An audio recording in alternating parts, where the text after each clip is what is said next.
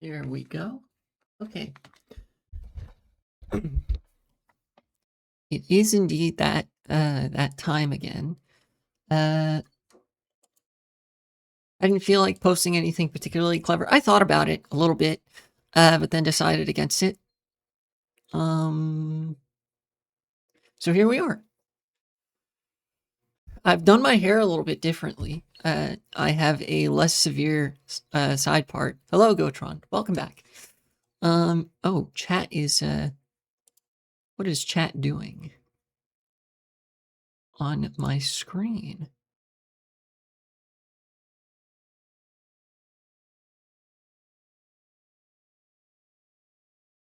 For whatever reason, that message didn't show up. It's probably just a connection delay thing. Regardless, so much shit happened in the past 6 days.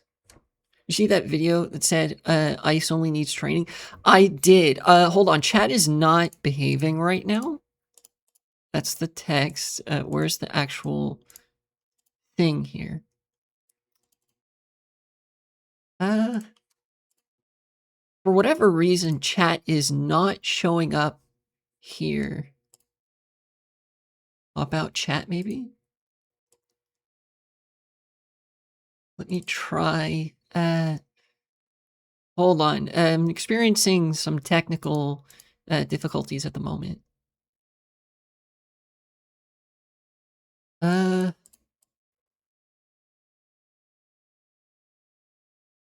might need to go to Streamlabs to check this out. Here, hold on. What is going on? Streamlabs was playing some audio for some reason. No. Don't go to the tip page. Go to this. Okay. All right. Let me put this on my main monitor so I have the room to work with that I need. Log in with Twitch, please. Was that Jay Wong? Sorry, you guys are gonna have to deal with some inconvenience for a second as I try to figure out the chat box. Copy, please. Properties. Paste. Okay. Oh, is it? Okay, hold on. If I copy this and then boom, and then here, properties, no custom CSS, and I'm just going to type something in chat. Okay, now it shows up. But then if I go back and paste this CSS and then try to type something, for example, something. Oh, now it does show. Okay, whatever. I fixed it. I don't even know what was broken, but I fixed it. You couldn't see what I was doing, but what I did is I went in and deleted the custom CSS that gives chat a drop shadow whenever you post a message. So in addition to this having like this gradient lighting effect, your text message also has a shadow under it. But that kind of CSS has been known to misbehave before, at least for me. Yeah, classic. So I removed that, typed something, and I was like, okay, well, that's good. But then I put it back and typed something, and it was still fine. I don't know. But chat is back and should be perfectly normally functional for all chatters involved. So, the video that you refer to, yes, I have in fact seen it. We can take a look at it. Here, hold on. Cory Booker Ice video. Where? Hold on. Let's see. Twitter maybe. Cory Booker. It was so ICE has been escalating further in Minneapolis. Let me actually, before we look at the video that Cory Booker made, let's look at let's look at the context in which this is taking place, right? Minneapolis ICE news. All right. Looking at the monitor. Perfect. Minneapolis ICE shooting live updates. ICE continues to remove the worst from. Yeah, okay. Homeland Security is posting through it. Federal officials are investigating a protest that disrupted a church service. I think I saw a video of that where this pastor was like, not a, like fake pastor, right? I've worked, I actually worked in a church for a while, even though I am an atheist, and the pastors wear religious like regalia. There are specific vestments that pastors typically wear that is sort of a signifier of their theological status and education, right? So any pastor that's like wearing a suit and tie, I kind of automatically assume is a fake pastor because they're not wearing the academic robe and stole that a pastor typically wears. You know, very much. It's actually very reminiscent of medieval academic garb, what a pastor wears. And of course, you can also tell that this man is not well educated. One of those suit and tie pastors, and you know, they were talking about like this like basically it was hard for me to grasp what he was saying because everybody was chanting really loudly about uh, uh you know, say her name, Renee Good. You know, the protest chants and all the right wingers in church were kind of getting very squirmy and like uncomfortable at the concept of people caring about human rights. And so I guess the DOJ is investigating that. Who would not want to wear a robe? I know, right? It's great. I wore a robe and a stole for my graduation. It made me feel academically accomplished. I do feel like there's a certain like dressing up a certain way can bring a certain social feeling to an event that's really nice. For example, like party wear can make you feel like you're at a party. Like that's part of the experience. And likewise, I think that there's a sort of academic regalia that makes you feel like, oh, there's an educated person speaking. And they're going to be speaking from their well-educated experience for the most part. Right? Let me actually see if I can find that video after this article, after we skim through this maybe. U.S. Justice Department, it said it's investigating protesters who disrupted a Sunday service at a Minnesota church because they believed a pastor there worked for Immigration and Customs Enforcement. A real possibility. I mean, like the clothing design of it, I don't really care about the symbolism. I like both of those things, actually, because the robes and stoles are a staple of academia, and I'm a massive fucking nerd, and I love academia. But yeah, the design is also very cool. Makes you feel like you're the big man.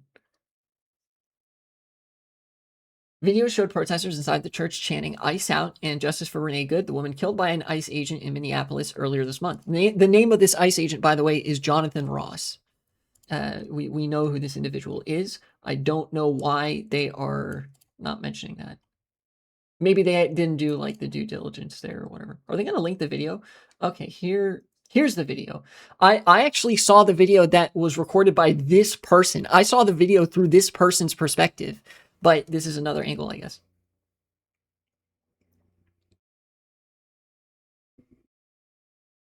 I mean, the one time I walked past the person who had the diploma, didn't realize he was there. Oh no, that's got to be like kind of embarrassing on graduation day. On my graduation day, I actually forgot how to speak English. This was when I was much more in practice with French.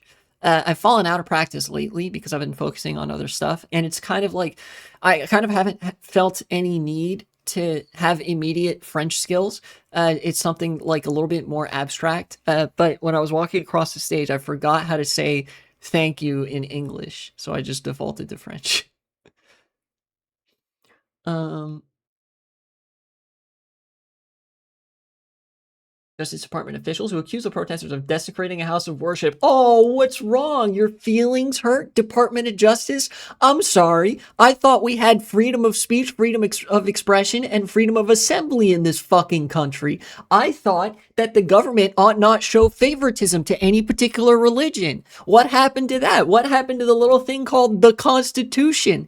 Illiberal fucks. Jesus. President Trump called them agitators and insurrectionists. Anti-ICE protests continue in the state against Trump's immigration crackdown. It's not an immigration crackdown. I wish they wouldn't frame it like this. It's just a crackdown.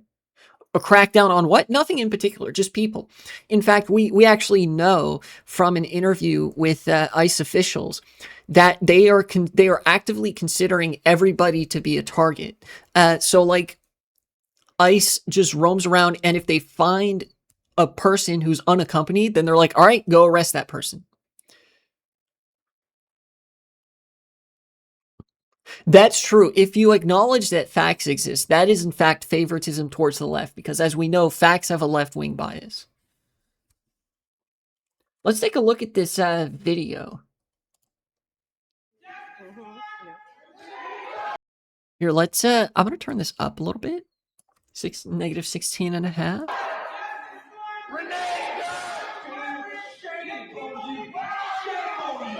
Yep, this is the pastor, by the way, the guy I was talking about, the fake pastor.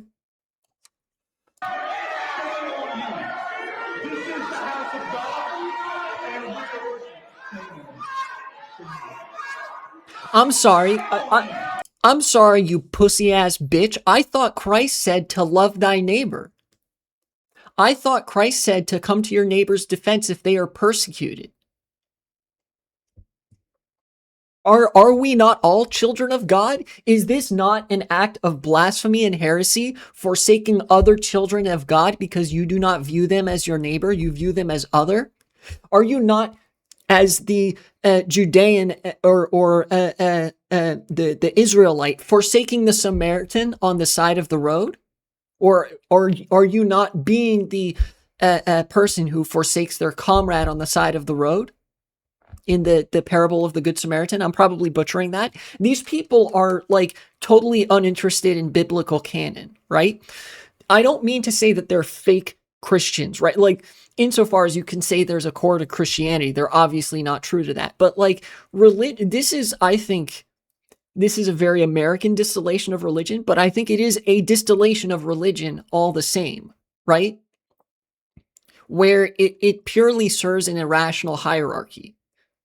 You know, like you can have a book that says you should love everybody and view everybody as your comrades and compatriots and fight against evil power structures that pit you against each other, that own most of the wealth and that you don't own anything. Like you could literally write a Bible that is straightforwardly Marxist and turn that into some kind of religion, and people would still end up like this because that's what religion is, right?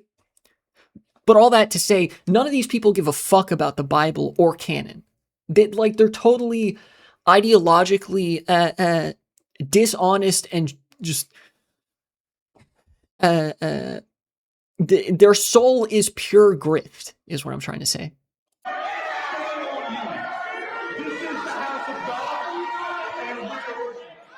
The house of God.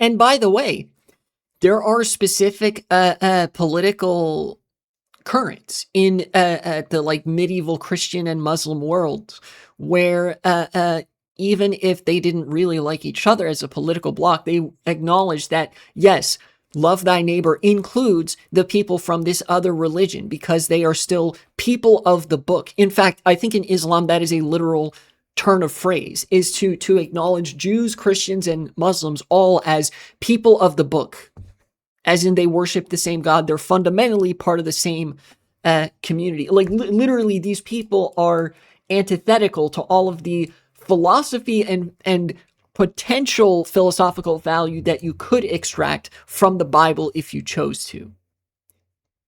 But again, what's contained in the religious book has nothing to do with the religion. You know?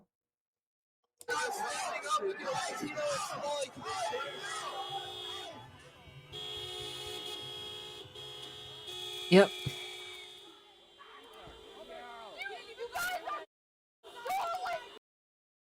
They're just rolling up to people's houses and arresting random fuckos in the street. By the way, important to note, in this situation,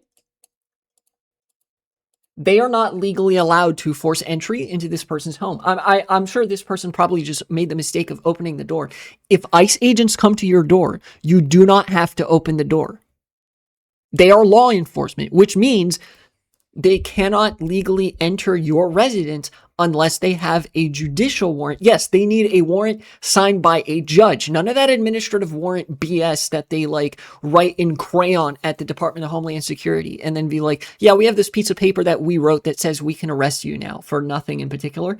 If this guy, like, all you would have to do in this situation is they knock on the door, you say, who is it? And they could lie to you. They could, yeah, they operate on vampire rules. Don't let them in. You do not have to let them in. Same as the cops. The cops are even like an easier version of this to deal with. But whatever happens, do not let them into your home. You know? But here, unfortunately, this guy let them in. And like the vampires they are, they strip him of his freedom.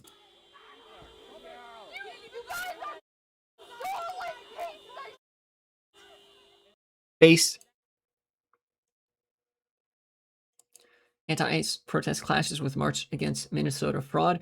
Okay, BBC. Okay, I see what game you're playing. This is not clash against. This is some fucking ICE agents tried to have a pithy little rally that they, you know, wanted to express how much they hate Somalis, and massive, massive anti-ICE protests turned out to counter them, and literally, like, the crowd actually took great pains. I've seen the video of this as well from a different angle. Again, I assume they're taking great pains to try to hide like what goes on in the crowd here. They take great pains to peaceably escort these people through the crowd off the premises.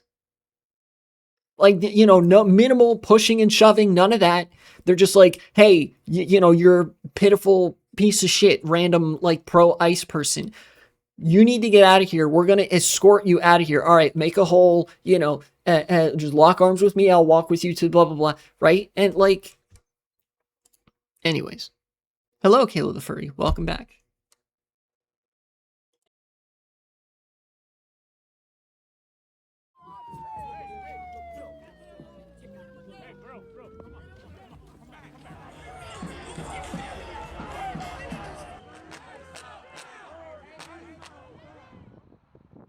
National Guard on standby. The National Guard has been called into Minnesota as well.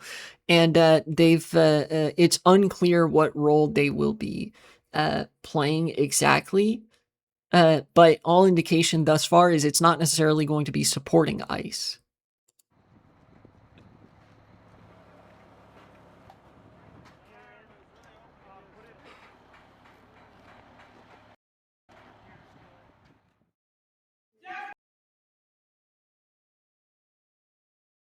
Anti-ICE protests intensified to the death of Renee Goods, 37-year-old mother of three, U.S. citizen who was shot and killed by an ICE agent while in her vehicle in Minneapolis on the 7th of January.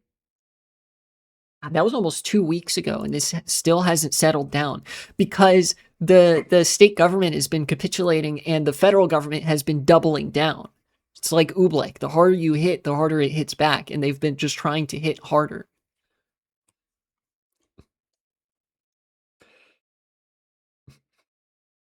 She was killed while legally observing ICE activities. Yeah, by the way, in case anybody tries to bring this shit up, it is perfectly legal to follow ICE around. If you've identified a vehicle that's like an unmarked ICE vehicle, it's legal to follow them around to watch what they do. That is constitutionally protected activity. That's a form of free expression, observing law enforcement. It's freedom of association and assembly, I believe. Yeah, like even with the BBC not being like, oh well, of course ICE are law enforcement doing their jobs and such. It like they still have to play it very detached and act like this isn't the fucking most insane uh, uh, Gestapo crackdown that you've ever seen outside of literally the Gestapo in Germany. US seems to be gearing up for a civil war. It seems like maybe. So, okay.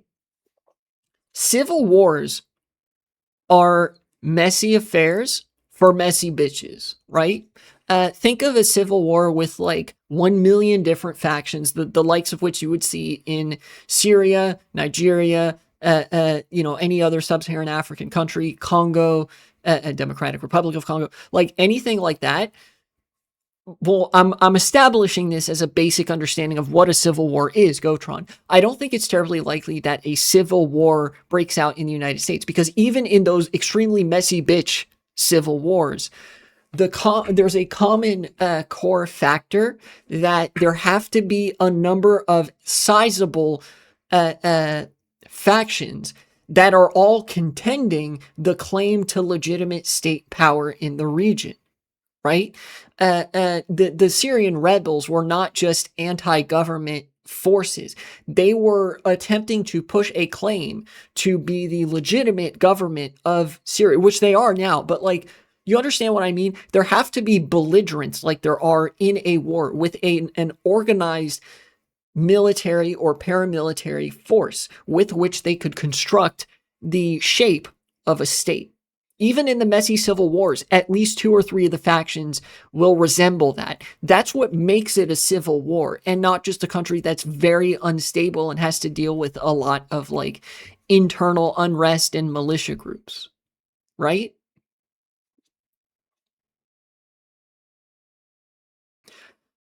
The United States, I don't like, if you understand that dynamic, I don't think it's particularly realistic to expect or predict that the United States will break apart in such a way that there are 2 or more factions that are sufficiently organized to have governmental structures and a military and start actually fighting over state power. Does that make sense? That I don't think is going to happen. Will the civil unrest increase? Yes. Will there be more civil disobedience? Yes. Will things get violent? Almost certainly, as they have been. Will there potentially be shooting and militia groups forming, having to come together for community defense? Almost certainly. We've already seen this to a certain degree with the Black Panthers having a resurgence in Minneapolis, where they're like, we're here to defend our marginalized comrades against ICE who would seek to arrest and deport them for nothing. And we are coming armed because if they intend to shoot, we're going to have something bigger than what they have, right? Like we've seen the willingness of people to actually pick up arms and defend themselves against a tyrannical state with roving gangs that will just arrest any person that they see. But that's not the same as a more or less coherent faction forming with a military and a claim to state power and legitimacy. It's not the same thing. We need a better educational system. Don't I fucking know it? This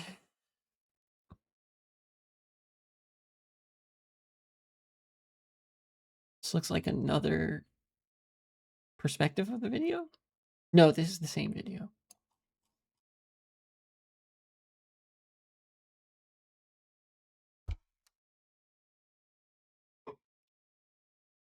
So that's kind of the shape that the protests have been taking.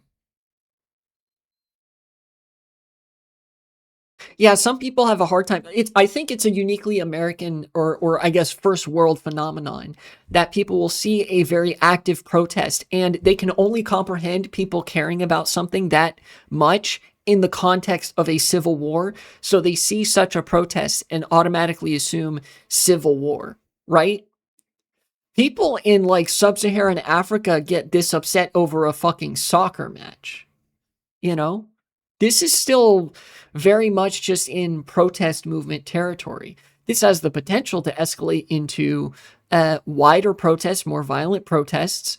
But we're a pretty long ways away, I think, from a civil war. Again, understanding that a civil war is an armed conflict where there are two or more relatively organized belligerent factions with claims to state power and an actual military. Even if it's not the greatest military you've ever seen, you know? Like there has to be a fighting force with a command structure in order for it to really be a civil war. Even if it's like a guerrilla civil war, there has to be a faction. Like there has to be factions engaging in it. It can't just be like, this is just the government suppressing people generally. Anti-government guerrillas, then possibly I would consider that even to not be enough, because in order for that to be considered a civil war, I think you would need to have those guerrillas be organized enough with each other to represent some kind of alternative claim to state power, right? Like, it's not enough for there to be various socialist militia groups or anarchist militia groups that do acts of sabotage against the government and are ideologically opposed to fascism, right? That's the kind of militant activism, the kind of which you saw in Europe in the 20th century or the 19th century. But nobody would reasonably consider any of those countries at any of those times to be in a state of civil war.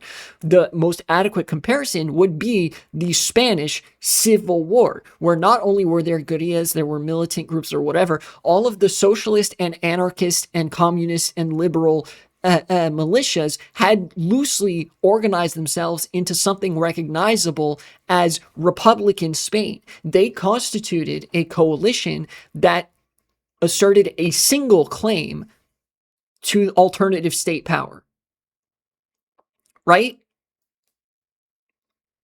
But the socialist and anarchist guerrillas that operated in Spain, in Italy, in Germany, in France, in the 19th and 20th century, before and after various wars, does not itself constitute a civil war. Like, anti-government guerrillas are a component part. They are not enough to consider this a civil war. And again, I don't think I would want it to explode into a civil war, because in the modern day, for something to become an out-and-out civil war, you have to have a failed state. You have to have a state that's like so weak that state power is fragile enough to fracture into multiple different factions fighting over it. Well, I have 8.5k points. Nice.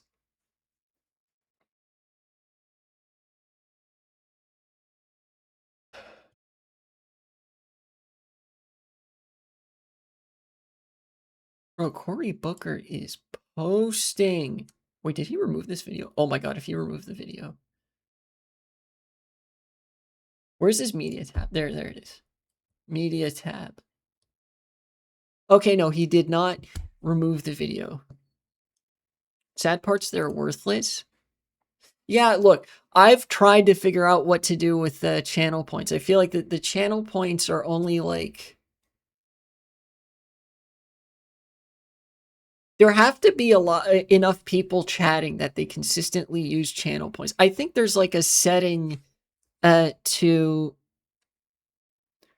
think there's like a setting in your channel points like tab to make it so that each time you spend channel points, things get a little bit more expensive. So you have to have more channel points. But again, I feel like a lot of this is designed to work when there's like a lot of people in chat, which I don't have. So anyways, Gotron mentioned this video. Cory Booker has been the liberals' strongest poster, by which I mean the liberals actually hate him. He's been the Liberal Party's strongest poster. And he posted Well, let's just watch because I hate him, and through this video, you will also hate him.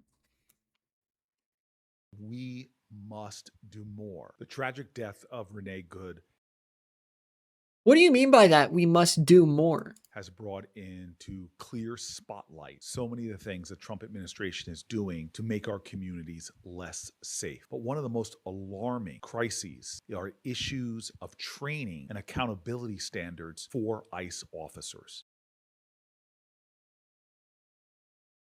Yeah, the problem with ICE is that they're not trained enough. They don't get enough training. There's not, like, they don't have enough body cams. Brother, you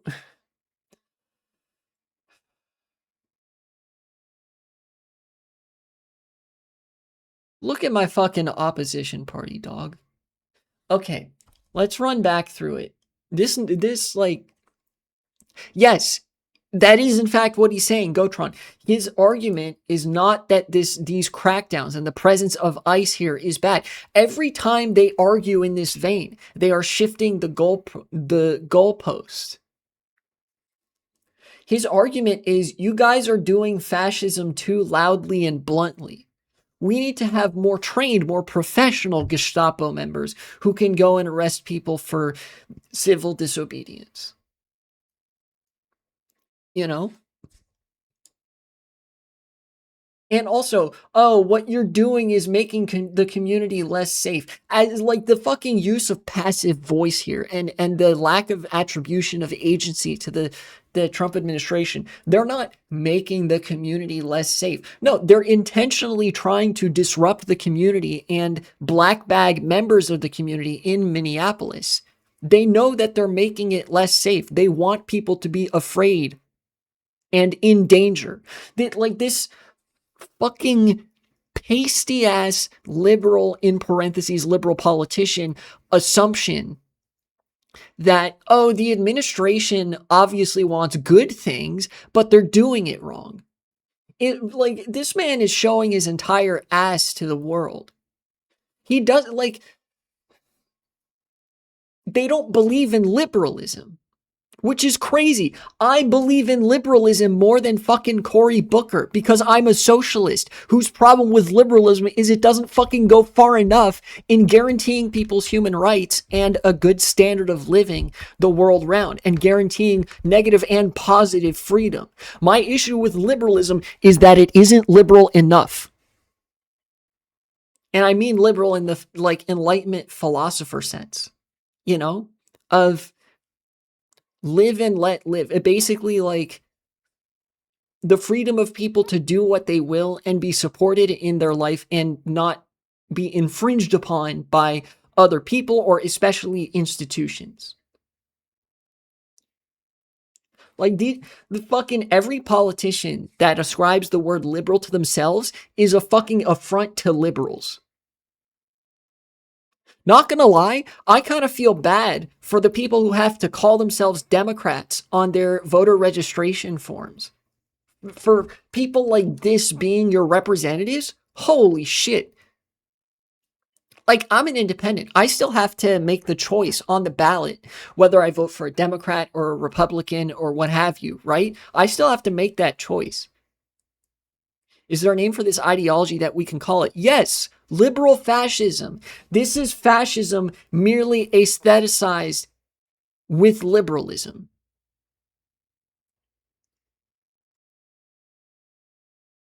This is peak, like, I just want to competently administer this authoritarian decline and backslide of the country. That's what he believes. Has cut the training down from 5 months to about a month and a half. They have eliminated age requirements and are hiring recruits as young as 18 years old. They're putting people into training before their background checks are even complete. And so when you see Oh yeah, and his problem with this is that, oh, you're being irresponsible.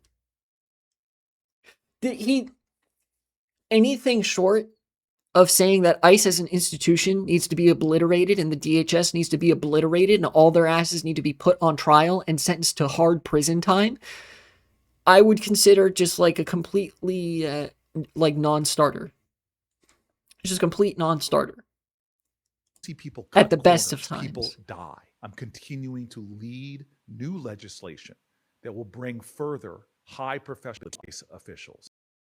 Great, you're proposing legislation in a Congress that has already voluntarily neutered itself and made itself subservient to the Trump administration. That will almost certainly not pass because you are a Democrat, you are in the opposition, and all you are willing to do ever is meekly offer a slightly watered down version of fascism, whereupon the Republicans immediately reject it and nothing actually happens. You get to orifarm a tiny bit for your donors, and nothing actually gets better anywhere for anyone. Good job, Cory Booker. You've done exactly what your job is. Be a good little dog for the state.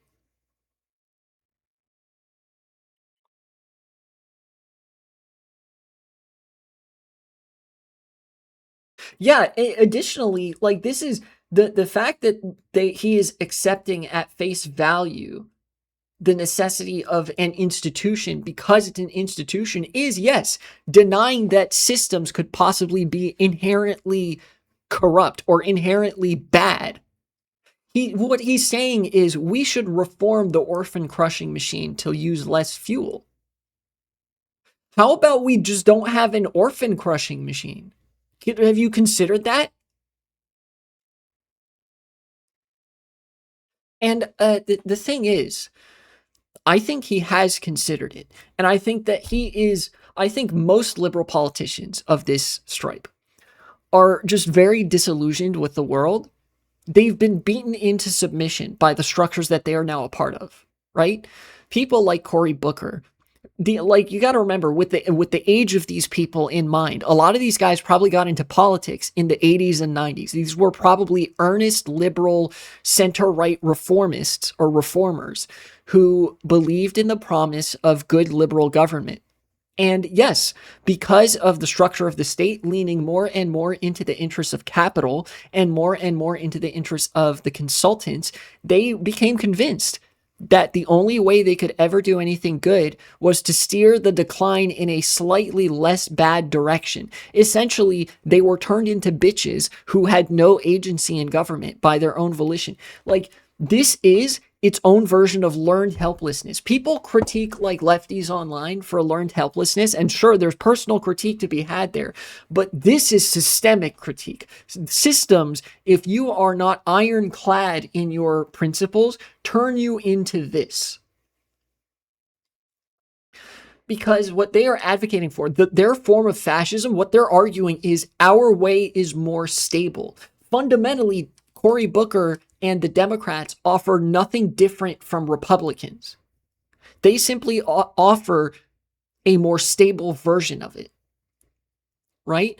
The difference here is he's just saying we should go back to turning the boiling water up slower so that the frog doesn't feel it.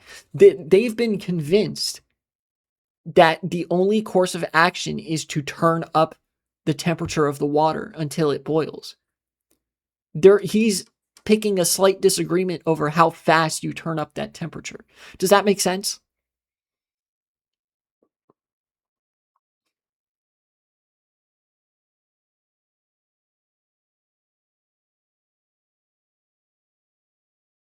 Yes? Okay, good.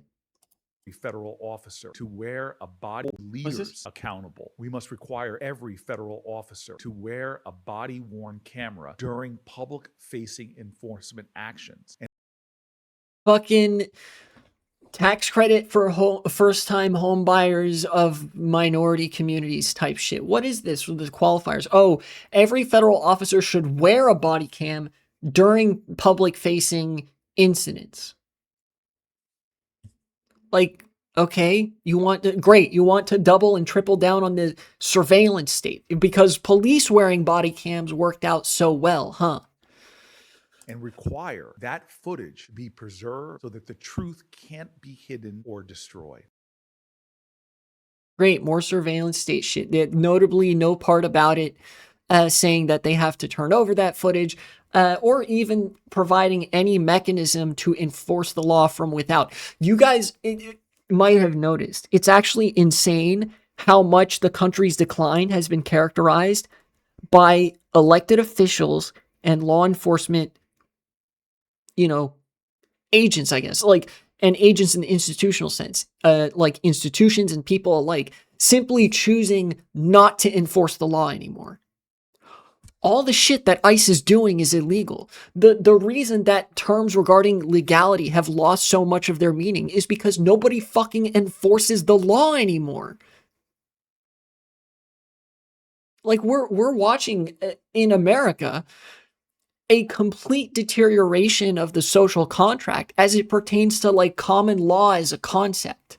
Nobody, like, what is legal and illegal and what you are supported in or punished by the state for doing have no relationship to each other anymore.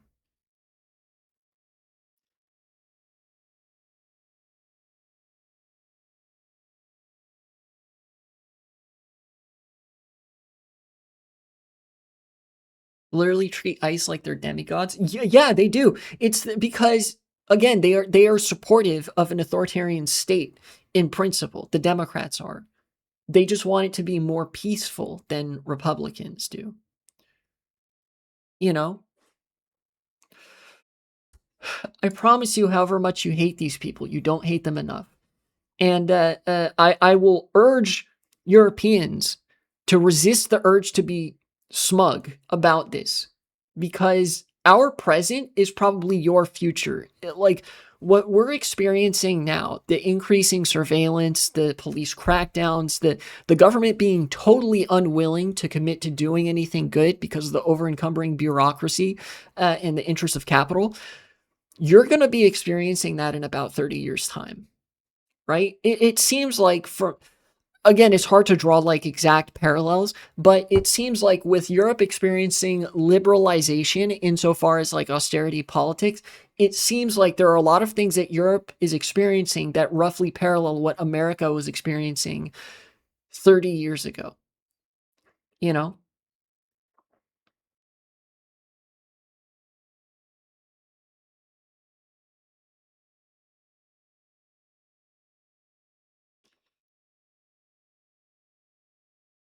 Not fam, we're fucked.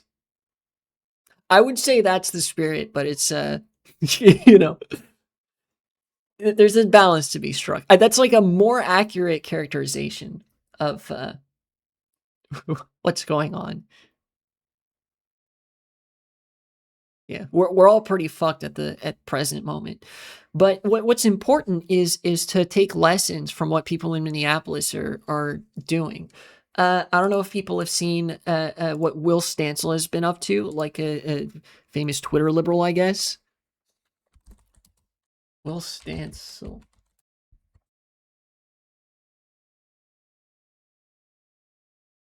Oh, that's actually he has a Wikipedia article. That's crazy. Okay. Will Stancil has been actually following ICE around, and I think he started like a community group chat uh,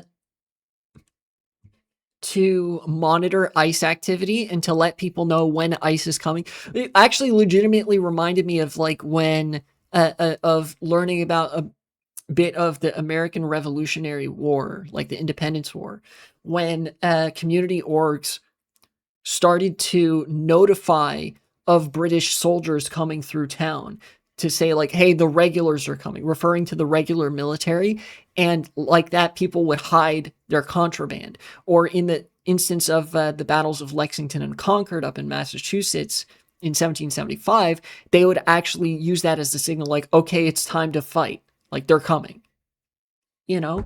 And I think that acknowledgement, the parallel that I want to highlight is that the acknowledgement of the state being a now openly hostile force to the interests of the public is an important thing. Yes, Paul Revere, that's the guy who rode in on a horse. um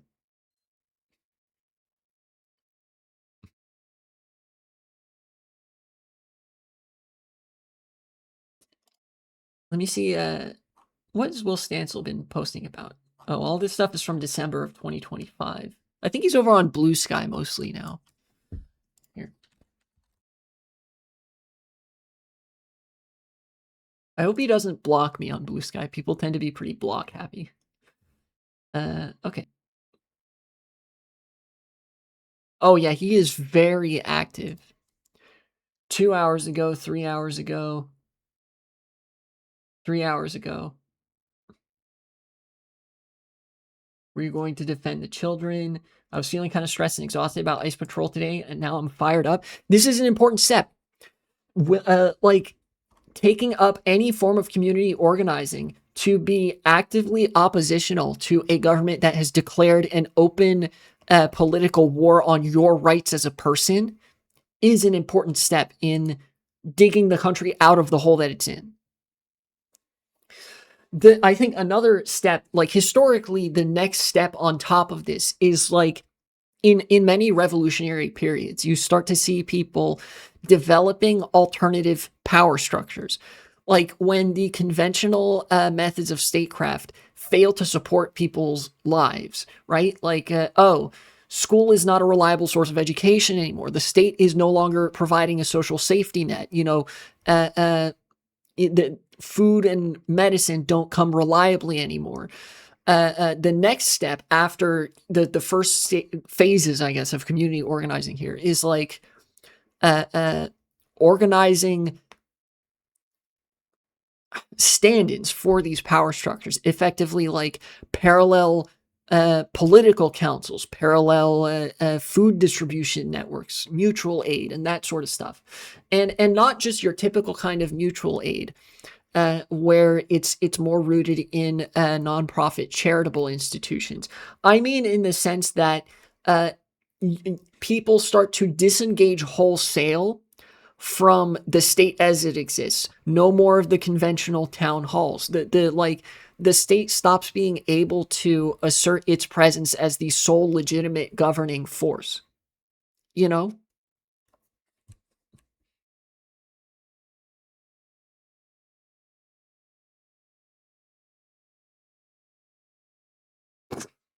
Thank you, Will Stancil. Very cool. Better analysis than probably most people could offer. I think people are just internet poisoned with how fast they think the world moves. Yes, that is almost undoubtedly the case. And which is why I feel the need to stipulate every now and again that I talk about events in sequence as though you can perceive them moving very quickly. But the things I'm talking about take decades to develop, right? Like it was a long time between the causes for civil discontent in the 13 colonies and the American Revolution. That civil discontent started right after the 7 Years' War between France and Britain in Europe, or well, actually a number of belligerents, but that was the 1750s, and it took almost 20 years for that to become full-blown revolution, right? Complete with those alternative power structures, those local community councils, and the wholesale rejection of existing state power in favor of alternative structures that were better capable of providing for people's needs. It takes a long time. Nowadays, it might even take longer because the United States is significantly larger of a state, both in terms of population and state machinery and bureaucracy than the United Kingdom was, even in the early part of its imperial heyday in 1770 something. You know, so I'll talk about these things that in a way that's probably familiar to perceiving these things as moving very fast, but I'm speaking in terms of years and decades. You know, like whenever I try to make predictions, I try to make them as like orders of magnitude because a lot of this stuff is very uncertain. You know, we start dealing in historical terms at a certain point.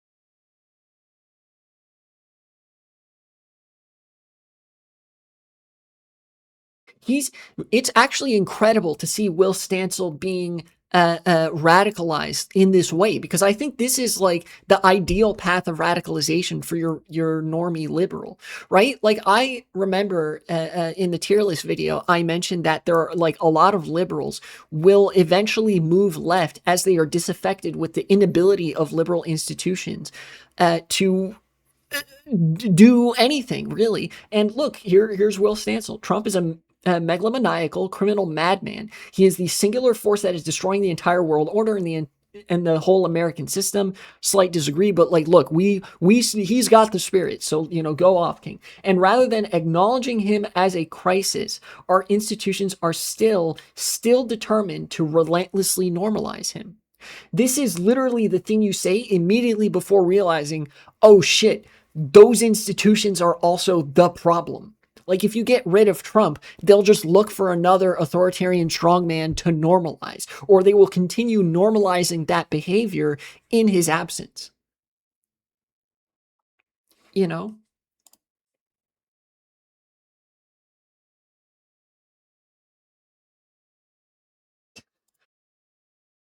I appreciate as well his disdain for the media. The president is a mad king threatening war against America's closest allies because he's got a psychological fixation on an empty frozen island and a Nobel Peace Prize snub. And the best the media or opposition can manage is Trump changes America's priorities, perhaps for the worse. He's spitting. He's spitting. God's strongest liberal.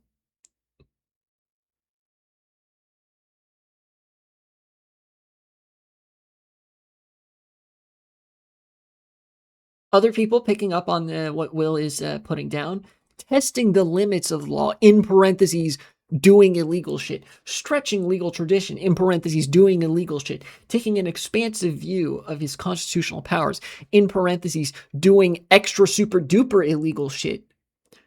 He just has a muscular vision of foreign policies, in parentheses,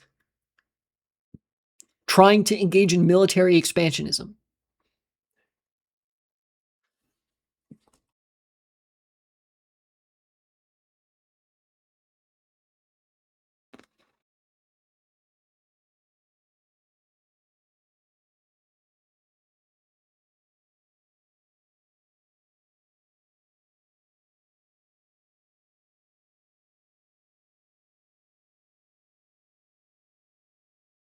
Oh, I don't know if this is an AI image or not. I can't tell. If this image is real, it actually like just confirms how cucked European leaders are in a lot of cases. I only hope that Pedro Sanchez is not part of this group.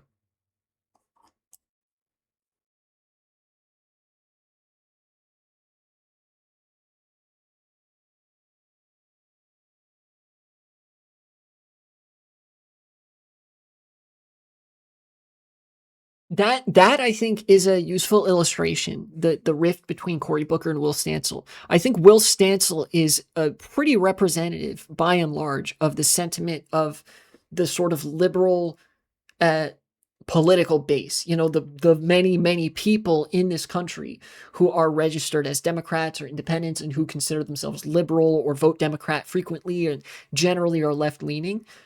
And Cory Booker is actually quite representative of the elected officials who lay claim to representing the ideology of that political base. You see how wide that rift is.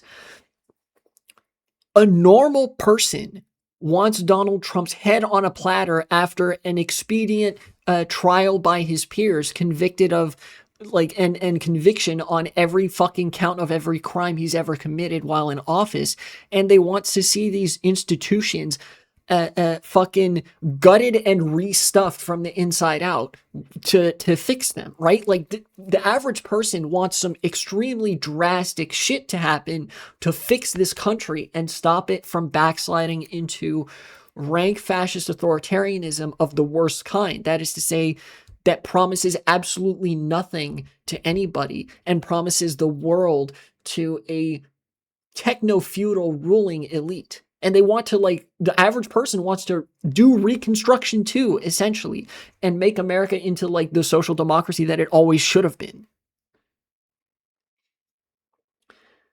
The average politician that claims to represent those people wants to get on Trump's good side. And that's all they want.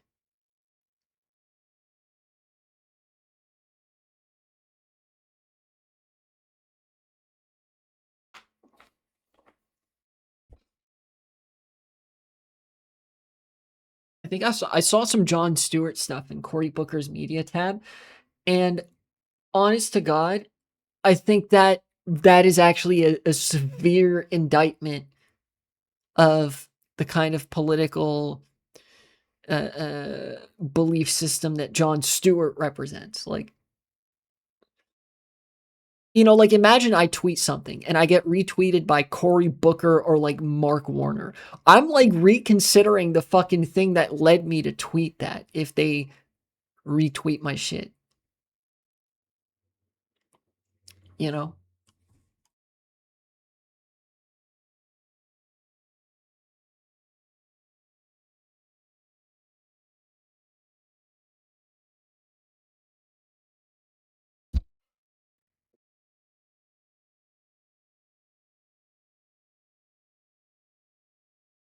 There's been truth be told, there's just been so much shit happening.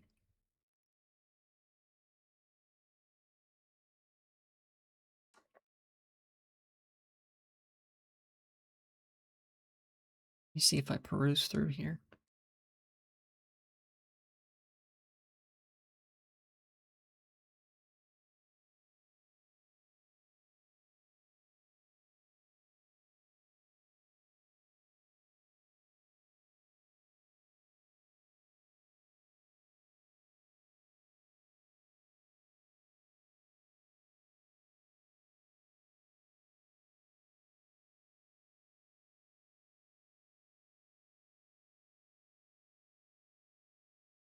Yeah, a lot of the news developments have been relating to ICE and their activity in Minneapolis. I guess true to the namesake of the stream, Minneapolis really has been the main character of American politics lately. You know, it's kind of like the chickens are coming home to roost. We tested a lot of these methods in Israel. Israel is our like test lab for all the fascism that we want to do domestically, all of the backslide and techno feudalism that we would like to implement here. And then we start running pilots in America, like a social science experiment.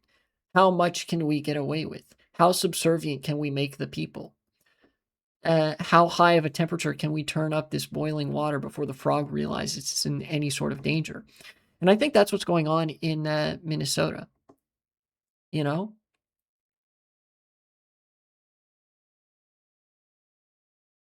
like this might be some of the first that we've seen of this being tested in the United States as opposed to in Israel with Palestinians. Effectively, I'm gonna go back to something I talked about when I talked about like the genocide in Gaza and laid out how the nation state form necessarily leads to that. Think of how the Israeli government views Palestinians, right? At a fundamental level, every government has a similar view of its own people, as Israel does to the Palestinians. And the American government right now, you can very easily see that the government views the people as Israel does the Palestinians, as a nuisance to be controlled, as grass to be cut, as livestock to be culled, right? It's all about control for them. And whatever they can do to ensure control is what they will do. And the more control that they feel they can assert, the more they will try to assert that. And you will notice at no point in any, like, at no point in that process is it ever necessary to do anything good. So the government, like, the state, I should say, never wants to do good things for you, but it will leap at the chance to do some kind of crackdown, you know?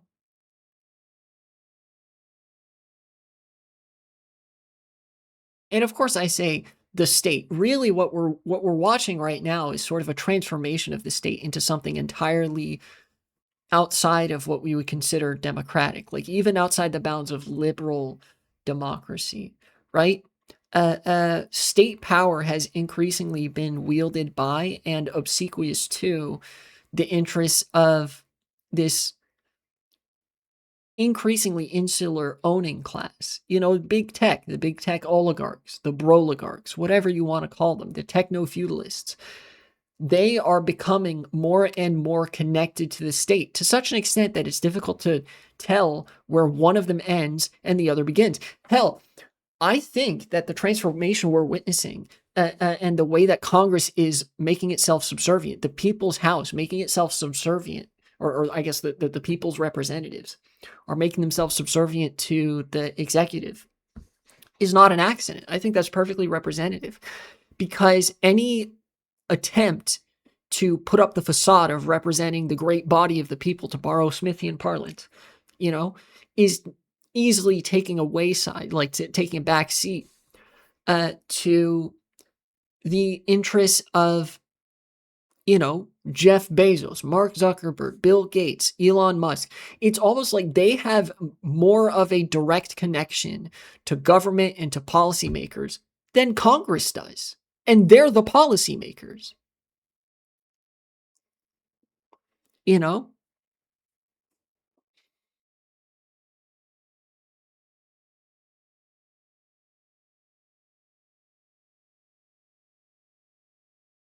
Think of how the surveillance state has been constructed. This is germane to how I think the state is transforming here.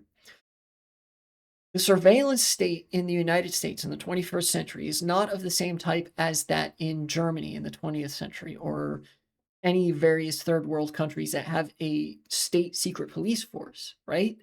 Our secret police aren't really good at surveillance. That's not really how we surveil people. We surveil people very bureaucratically and very commercially, where all of your online activity is logged and watched and recorded. For somebody to be able to call up potentially completely outside of the bounds of the law at a moment's notice, you know, law enforcement can retrieve your Discord DMs at a moment's notice. Amazon has a complete record of everything you've bought and knows what you tend to buy. You know, grocery stores were experimenting with altering pricing based on the things that you buy to make certain things more expensive that you usually buy to keep people in debt, right? The surveillance state has very little to do with Congress and the elements of the state that have to do with making public policy from you know, the public's perspective, right? It has a lot to do with the interests that are becoming more and more intertwined with the state and the government day to day, right? Essentially what I'm saying is the state is becoming Amazon and Amazon is becoming the state. Uh, uh, Yet another explanation that I'm kind of butchering because I'm borrowing a lot from what I understand of Yanis Varoufakis and him writing about techno-feudalism and the cloud capitalists and the, you know, how there's digital estate, you know, like which is kind of like real estate, but it's digital fiefdom and that sort of shit. Again, like liberal democracy is dying, and the Democrats just want to peacefully tuck it in so it dies in its sleep and close the dead eyes and move on. Republicans want to strangle it in the bathtub.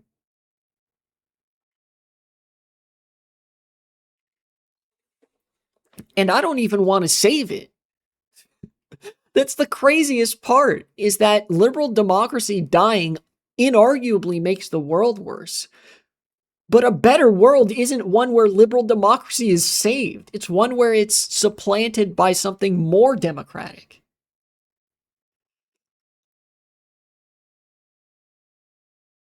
And when I say more democratic, I mean in a very real community participatory sense, where you are not given the option to completely ignore reality because you are invested in the outcomes of, well, reality, right? Think the Office of Economic Opportunity. God, Lyndon Johnson was so fucking base for this. If you have some such office where the local community directly gets to decide how resources are allocated based on democratic meetings, small d democratic, where everybody turns out and, there's like community councils and stuff. These parallel power structures to conventional city government. Yeah, it has to be made.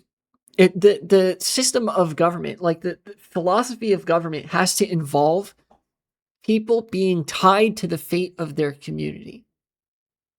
You know, it shouldn't be an option for you to turn on TV to watch Fox News, get brain rotted, and experience early onset Alzheimer's. That shouldn't be an option. That to me is inherently undemocratic.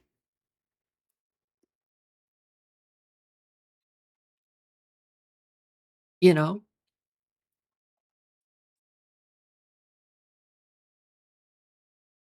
I don't know, man. I don't even know where to take that. What to do with all that ranting.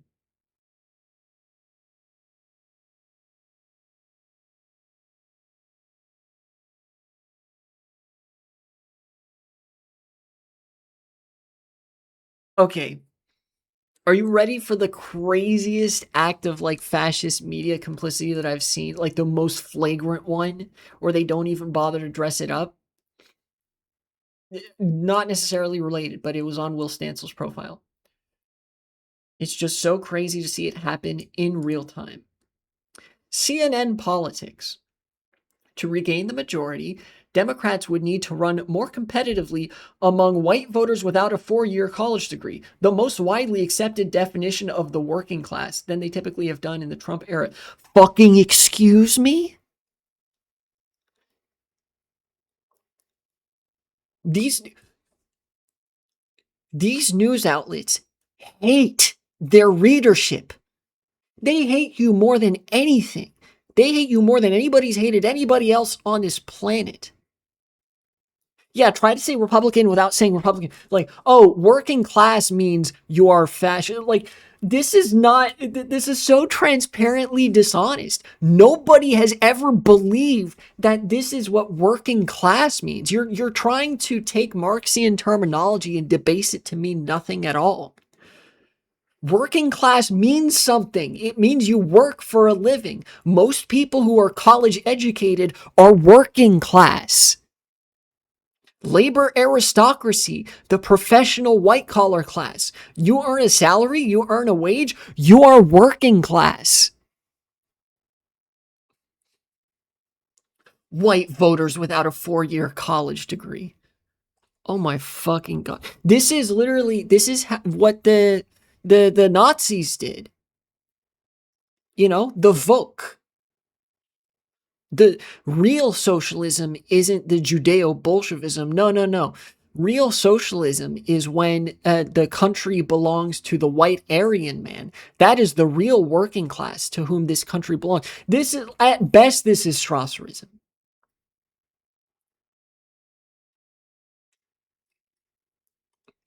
Yeah, this functions as a perfect debunk to any claim that like, oh, I'm sure they're just, this is all just happenstance. Like it's all completely by accident that they frame things so perfectly fascistly.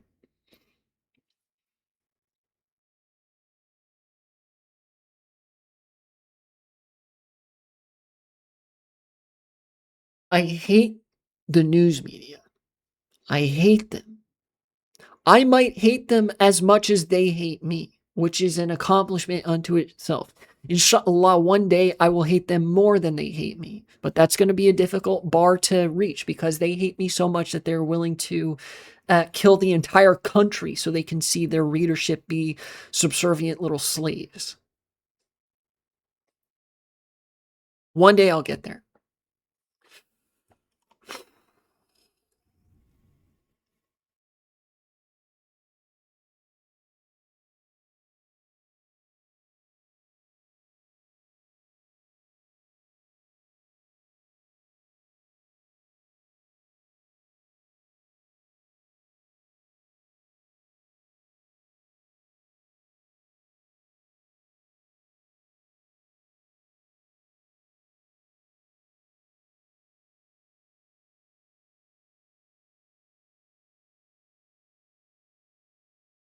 Yeah, I mean that's the purpose of AI. Well, it's not necessarily the purpose of AI.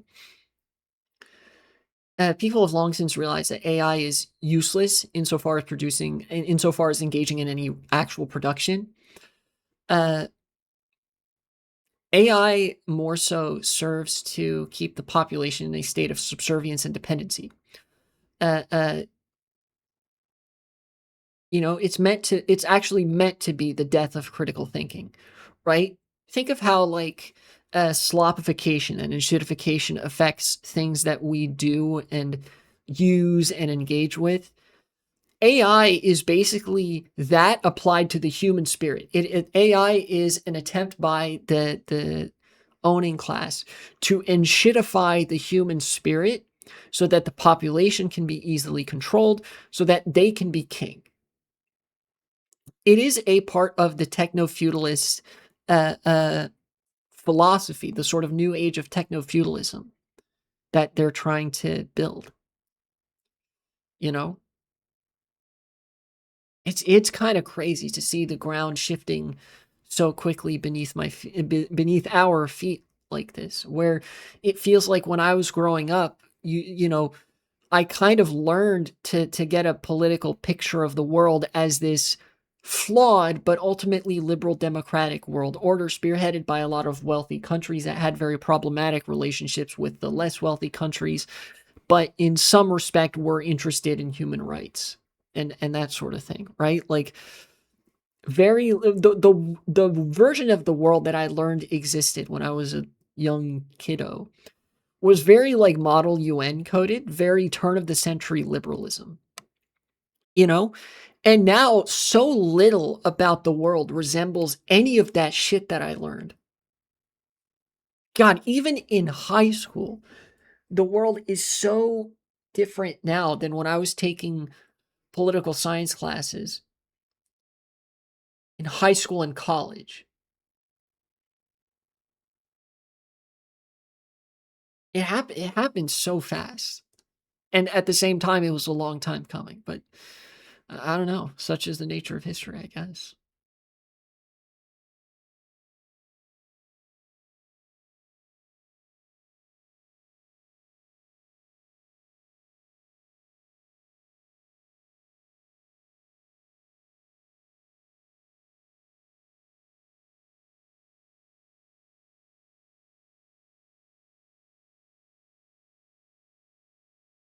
Yeah, I guess so.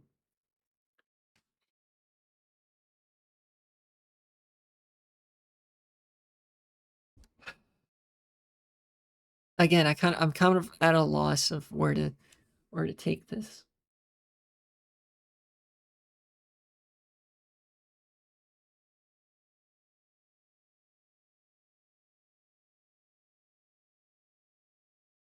A lot has been happening.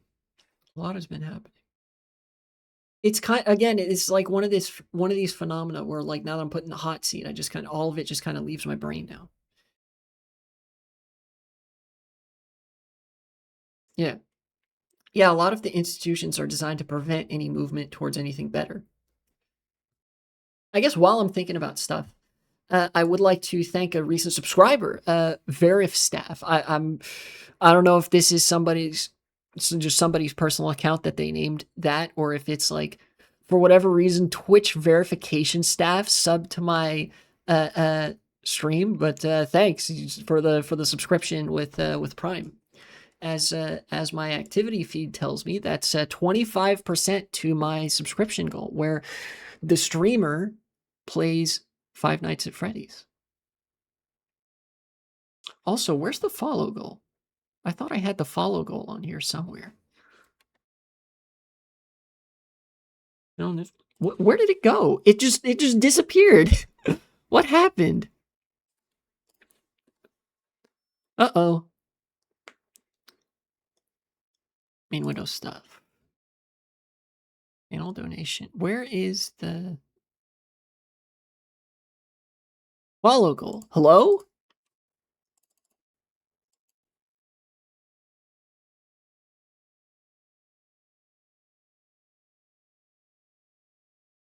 Oh my god. I hate this. I hate this so much. Where's my follow goal? Did it delete my follow goal? No, it didn't. It's still here. Copy.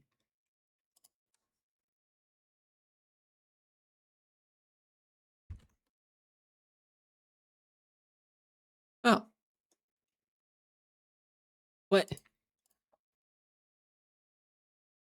That, huh? How the fuck does that work? Oh, did they? Oh my god, I hate this so much. They changed it. They changed the fucking appearance of the follow. All right, we're gonna have to troubleshoot this again.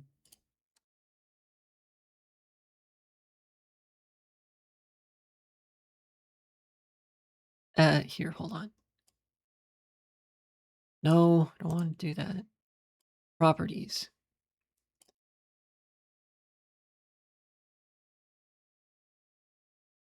Let's try 1,000 by I don't know what. 50. No, that's not it either. No, it's not. Oh my god. Oh my god.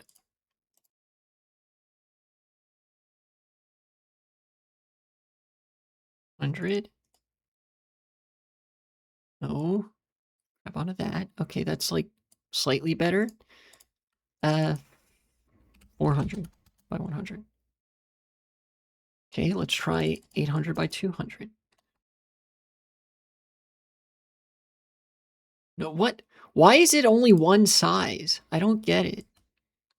Oh man. Okay. Okay.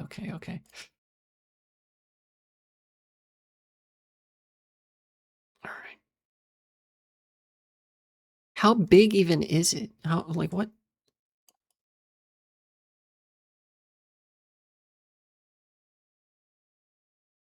Property. So it's shorter than 80 pixels. What is it? 75? 75. Okay, it's 400 by 75. Okay. Okay.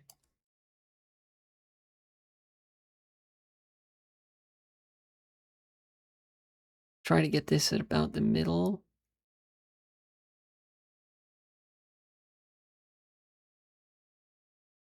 Right there. Okay. Okay.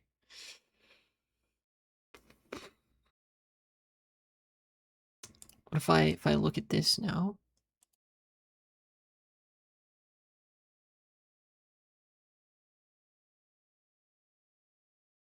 Just bring you in a little bit like so. You can be closer together like that. Maybe even like this. You're seeing my Twitter feed right now, but it's kind of necessary for the moment. And now I will do the same here. Try to situate this in the middle. Situate this in the middle, more or less. And okay, that's better, I think.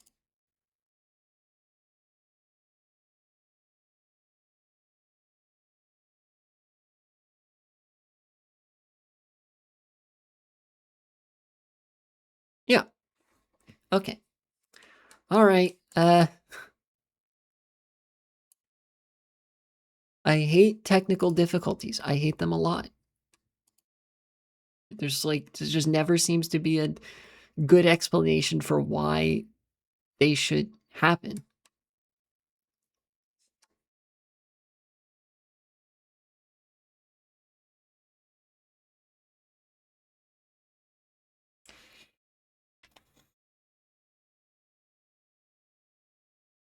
I guess on the subject of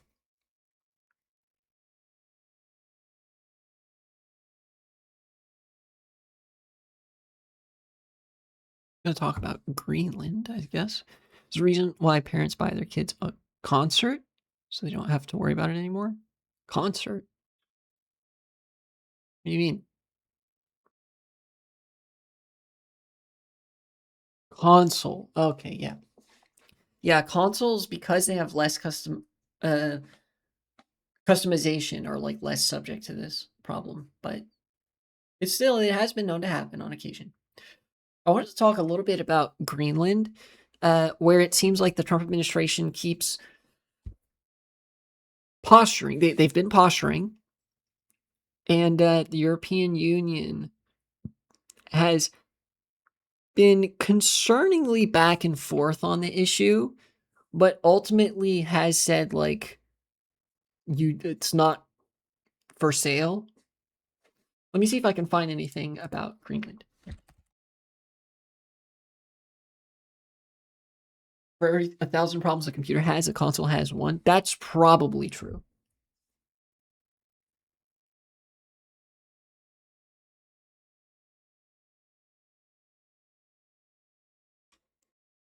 Let's take a look at the monitor.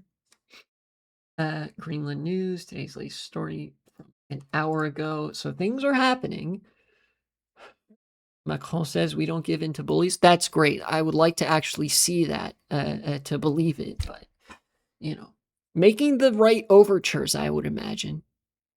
Also, 100 times easier to Google the problem, too. That's true. No going back on Greenland. Hawkins. Oh, goodness. Talking to Norway's PM. I know we talked to the Danish PM, too. Where they were like, no, Greenland isn't for sale. What the fuck? No, absolutely not. But they still capitulated to this framing of like, oh, well, we'll work with you on security and stuff. It was like, no, America is not fucking interested in conventional 20th century NATO alliance building type shit. And I think they know that. They're just trying to rein Trump in ever so slightly so that he's slightly less belligerent in pursuing the same interests as they're pursuing.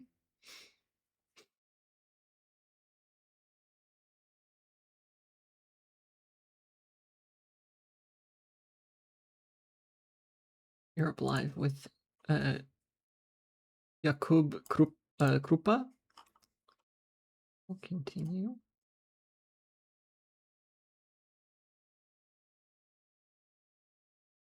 Macron warns against new colonial approach, I should say. After Trump says no going back on Greenland, Europe Live, very good. What the fuck is this framing? The Guardian, save Greenland for us all with a global protectorate. Fuck you. Have you considered that? What exactly is wrong with Greenland still being like a part of Denmark that autonomously sets its own foreign affairs? Like, what the fuck is the problem? What's your problem, Guardian? What? What? Okay. That's how that it seems that's how the mainstream news is doing on the subject of Greenland. They're still trying to. They are so desperately trying to gin up consent to invade Greenland.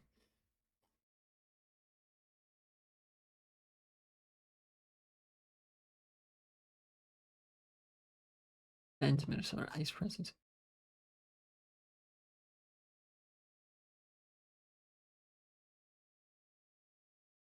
The Hill is on the better end of things, but they're also pretty complicit.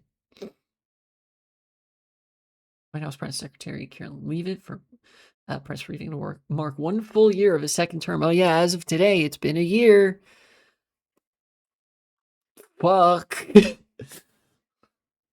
Trump released private messages between himself and Emmanuel Macron, in which the French president questioned Trump's endgame with Greenland.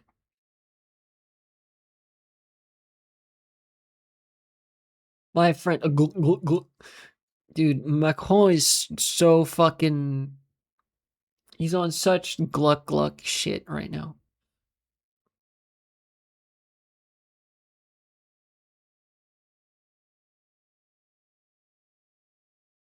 Great, they don't talk about it except to say like, oh, he still wants Greenland. That's great. That's awesome.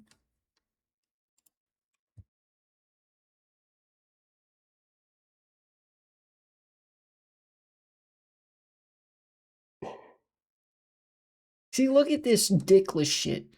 Top EU official calls Trump's Greenland tariff threat a mistake? It's not a fucking mistake. You're just a cuck. Ursula von der Leyen, queen of the liberals, or so I'm told.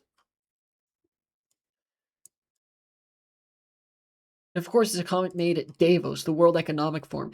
This is what I meant when I said that the same interests currently govern Europe. There's the same interests that control the United States, the interests of capital, the interests of the owning class, presently also control Europe. That's her. That's the consultants and politicians surrounding her. That's the companies and like fucking consultants and executives and shareholders that they effectively do the bidding of. Right? To consolidate more power, more capital, more control. So, of course, they're just going to say, I think that's a mistake. I don't know if he meant to do that. Like, you know he meant to do that. You're just trying to sell to everybody else that, oh, it was an accident. He didn't mean it. What do you mean he didn't mean it? I don't think I'm going to talk about the tariffs themselves because Trump administration will say, haha, new tariffs, smiley face, and then say, just kidding, after the tariffs already go into effect. And then it's like, nobody fucking knows.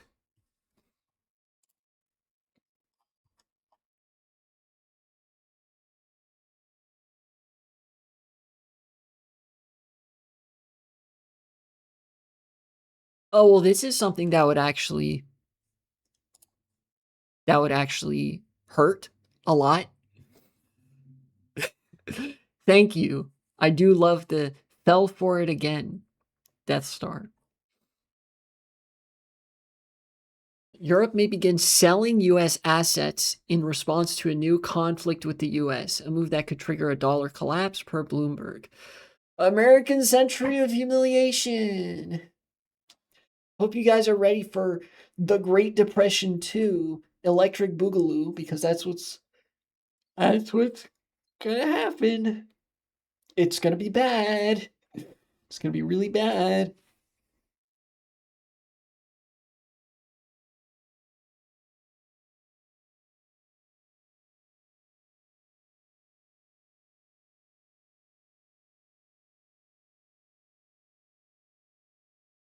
Institutions are reducing dollar exposure. I actually want to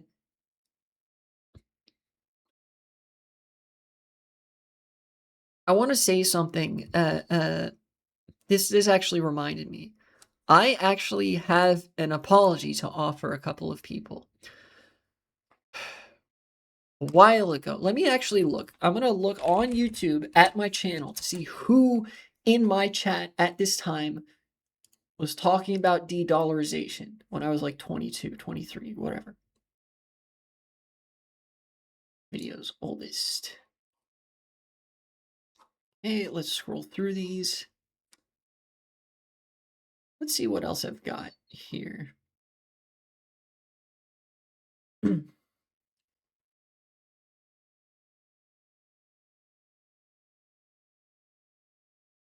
There's a stream where I'm playing like Pokemon Emerald or something. I think it's after this. It's after those streams, right? It's,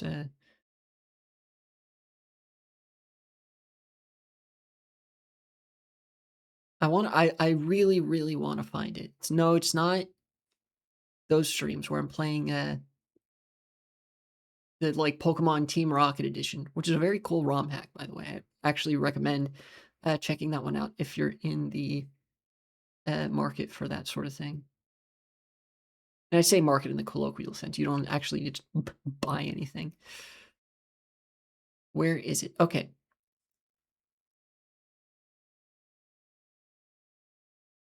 I think it's one of these videos. It might even be this Ecuador video. Ah, Vine Boom jump scare. Okay. Who is this person in chat? Okay. It was either this Twitch user resist colonizers, or somebody else that showed up in my live stream chat a long time ago. I wanted to give them a specific shout out because they talked about de-dollarization. And at the time, this was during the Biden presidency, right? So, like, it genuinely did seem like there was the opportunity to course correct. Yes, it was in fact resist colonizers. They show up in more than one stream of mine where I'm playing Pokemon Emerald. I want to issue actually an apology to that person and just say I was not familiar with your game, because it does indeed seem like that de-dollarization is now happening. At least it is accelerated to the point of becoming actually a lot more visible. I might, try to say that, like, at the time, I don't think they actually pointed to anything. I don't know that they actually mentioned anything specific, like, oh yeah, our government is divesting from American businesses and American assets and whatever, but credit to them, it is happening. Uh, uh, you know, shout outs. But this reminded me of that because this is what de-dollarization would look like. There's a version of de-dollarization where it's possible for the rest of the world to stick the landing, but I don't think we're in that version. I don't think that's the version that we get in this timeline. I think we get the version where it is a rough landing for everybody involved, not the least of which being America, which gets the raw end of the economic deal, I suppose, in any timeline where de-dollarization occurs. You know? And again, this is because of like the decline of empire and the country trying to tear its economic base to shreds. Like, this owes in part to financialization, because that financialization uh, uh, is an unsustainable source of economic growth. It's a fake source of economic growth, and it contributes to the consolidation of wealth and power in the hands of an increasingly small group of people, which leads America to backslide, which leads it to be, reminiscent of very many fascist dictatorships throughout history that love to engage in military adventurism, alienating any and all countries that are or would be allies with us, and so forth. You know?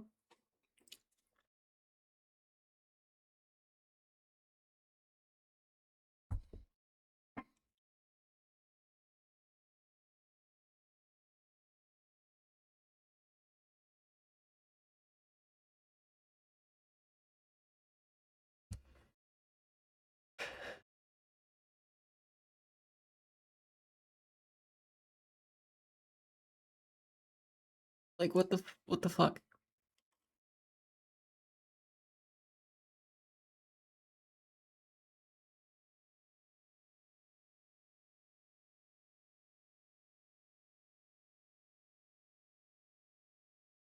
I really hope that Europe does commit to being like anti-America. Like, that would be great, in fact, if they actually do shift away from America and attempt to stabilize things that doesn't involve just regressing the entire population back to serfdom. That'd be pretty good, I think. We've reached that stage of it now.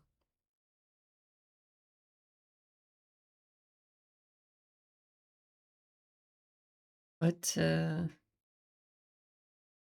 hmm. I've got some ideas for future streams. I actually saw, you guys have probably heard of Kai Cenat, very popular live streamer. Uh, uh, and he actually did a stream where he just read a book to his viewers. And this person here, I watched this video. Kai Cenat couldn't contain his excitement while reading a book to improve his speaking skills. credit to the man where it's due. He wanted to get better at speaking and figured maybe I'll hit the books and try to augment my vocabulary to get better at speaking. And apparently he really enjoyed doing it. I actually want to end off this stream. I want to take a look at this and one other thing just to get a little bit of positivity in the day to remind people that, like, never kill yourself because life is way too fucking worth it. Let's take a look. What's Kai Cenat doing? Damn, I realized that if I create reasons of why I love Actually, I think it's might be a little bit loud relative to how my voice is coming through the microphone.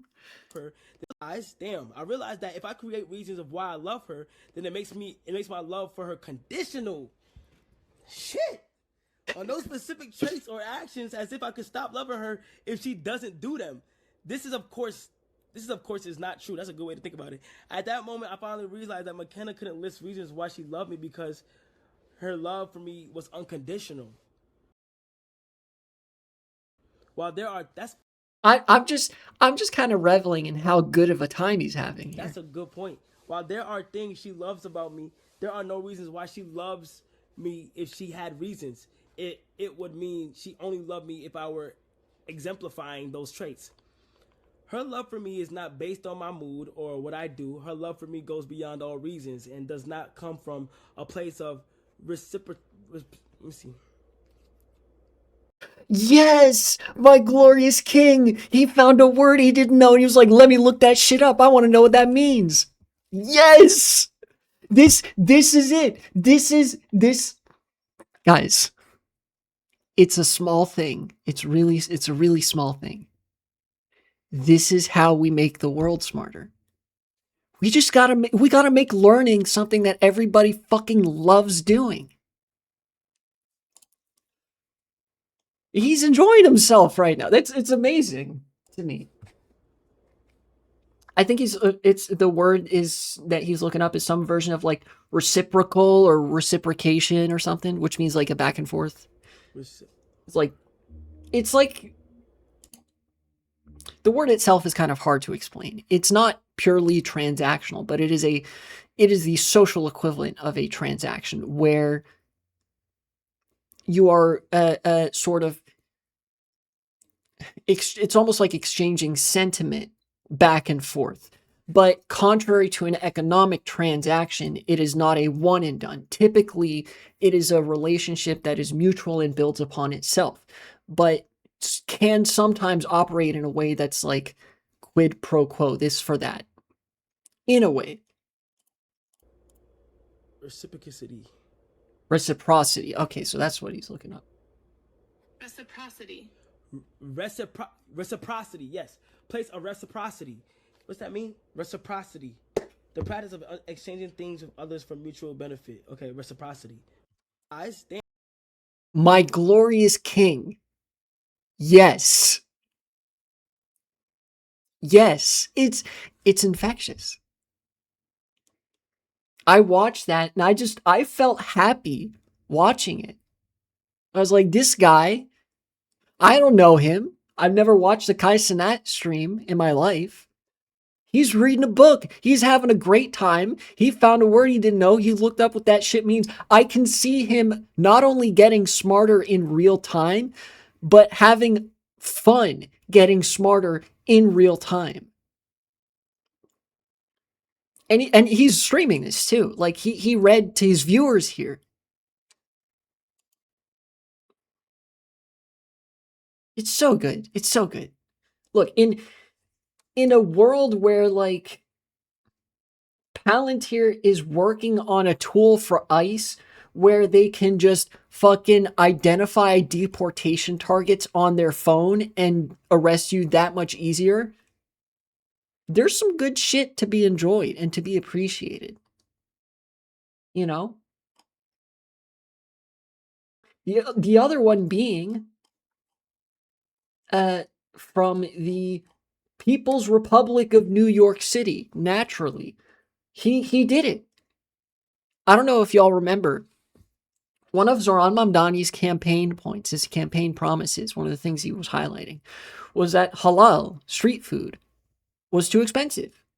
A plate of halal, a serving of halal, uh, used to be $8, but it had since increased to $10 because of a lot of difficulties that street vendors had getting permits, and because of the over-encumbering bureaucracy that led to just being impossible and super expensive to get a permit. And in order to make up for those costs, a lot of street vendors, having high volume, they didn't have to increase the price in an absolute sense by very much, but a $2 price increase on an $8 item makes a big difference, both for the people selling and buying it. And a lot of the street vendors were like, yeah, if I could sell it for $8, I'd sell it for $8, but I have to sell it for 10.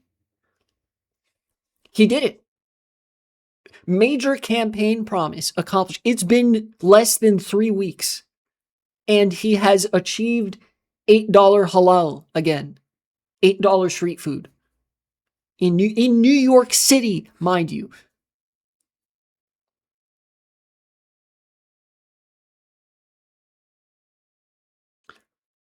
My glorious king, Zoran Mamdani, and my glorious king, Kai Cenat, bringing the positive value to the world.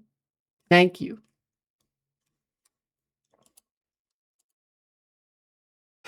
I feel like the format of this live stream is sort of dried up for me. Like this fundamentally, the format where I'm a talking head, doing kind of like a just chatting live stream, was designed to minimize the amount of editing I have to do when I inevitably talk a lot about news segments and stuff like that. But at the core of it, I think the most value that it's possible for me to bring to the world is just being a live streamer who is politically knowledgeable, but does other things. So you know me for the other things, but then I talk about politics. I set up my Wii U last night. Those who have been on my channel for a long time will remember the Mario Kart days. I think I want to go back to that. There are a couple things that make me feel that way. And one of them is I just enjoyed doing that on stream. I think it was like a unique enjoyment that I got out of playing Mario Kart while streaming and being able to talk to an audience while playing Mario Kart, that I felt like I know these subjects so well that I could just effortlessly flow in and out of them. And, not feeling like I'm a journalist covering the news. Because when I'm in the hot seat to talk about the news, it feels like, oh, I have to run through all of these items on the list. But I feel like I just need to construct a consistent framework of analysis for the people watching. And like I value education and intelligence as a social trait that people express to make the world better and make themselves better and, impress your friends sometimes. But yeah. What I'm saying is we need to, on this live stream, return with a V to Mario Kart Wii. An additional factor in this also being that I'd see, like, I want to be making the kind of Mario Kart Wii content that I would want to watch, you know? And TWD98 used to do a lot of that. He was the first channel I subscribed to on YouTube because I really enjoyed his Mario Kart Wii stuff. But it seems like the format of his videos, less and less are the things that I enjoy watching, which is not an insult to him or a slight to his channel, right? He's a YouTuber. He does what he does to have fun for himself, to get a larger viewing demographic, to support himself by way of putting out content. And I mean, he's still playing Mario Kart. That is remarkably consistent of him after, how long has it been? 15-ish years that I've been watching him, probably 16 or 17 years that he's had the YouTube channel and uploaded consistently. And I want to become part of that Mario Kart Wii niche again. Because I feel like I'm making exactly the kind of content that I would want to watch for Mario Kart Wii, where it's like, oh, I'm just racing online. You get to hear my comments. You get to see how good or bad I am at racing. You get to see the streamer suffer sometimes. That's fun. So instead of ending the stream right here, what I'm instead going to do is try to set things up a little bit for the next stream where I might want to play some Mario Kart.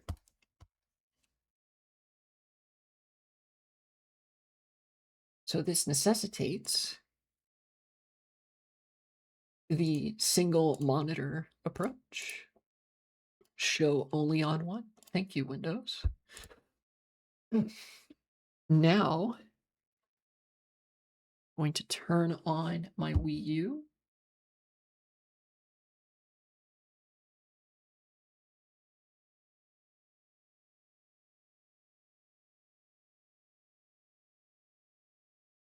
This is going to be a little bit like Inception moment for... Oh, maybe not. Oh, okay. Looking at monitor 2, properties. No! Cancel. Not supposed to see that. What you are supposed to see is my capture card, which currently is not capturing anything. Let's see what's going on. Oh, right. Okay.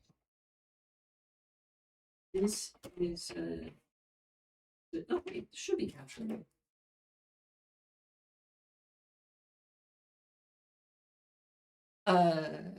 Technical difficulties again, it seems. My capture card.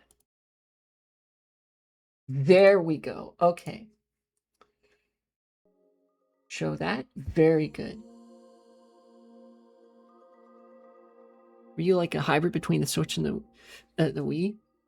Despite that making no sense on the timeline, it was a first attempt at what the Switch would eventually become. But like what would eventually become the Switch, I suppose. You drag this so that it is the appropriate size. See, I want this to be contained in this frame. But I also, like, very important is I want people to be able to see the vast majority of the screen. Let me do this.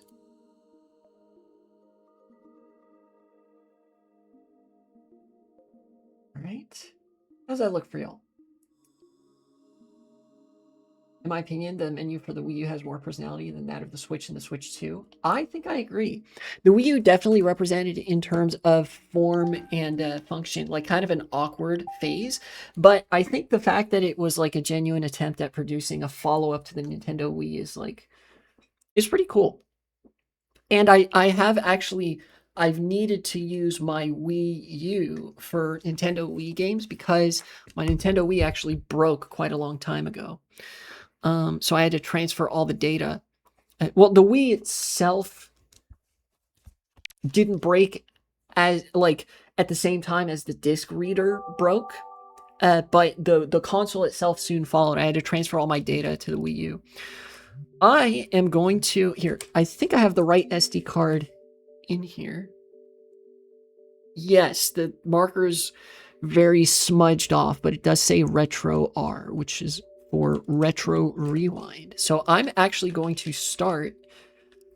I wonder if this person likes Mario Kart. That's so true. Before I even start updating, I'm going to go to the Mii channel and change my Mii to be more reflective of my transness. The last time I used this was before I transitioned, so. Oh, the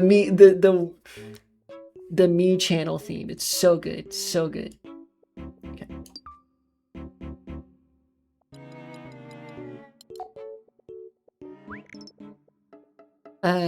You sure?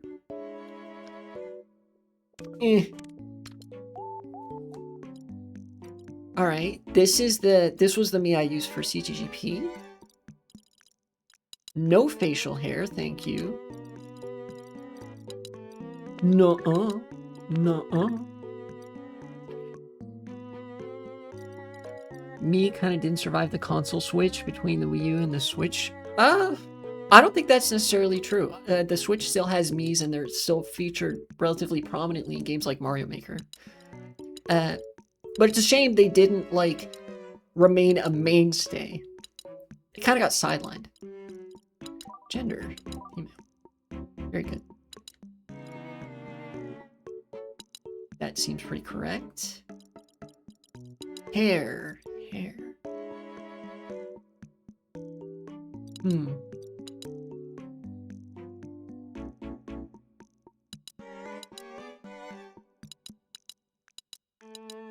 What's my, I guess that's kind of still how my hair looks.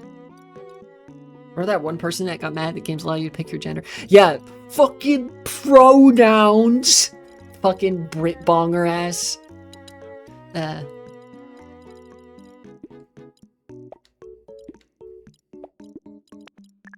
Oh, that's not what I meant. Those are good looking eyebrows, but what I meant was, this.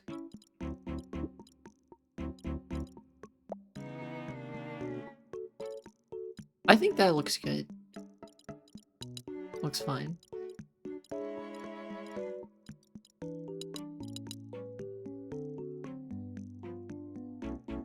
Imagine reality work like a video game where you could choose your appearance before you were born. I would actually really like that. If you could just go in the character creator, you make yourself look how you would want to look.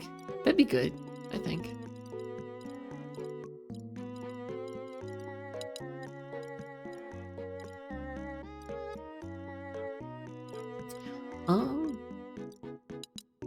I mean, I think I still basically look the same.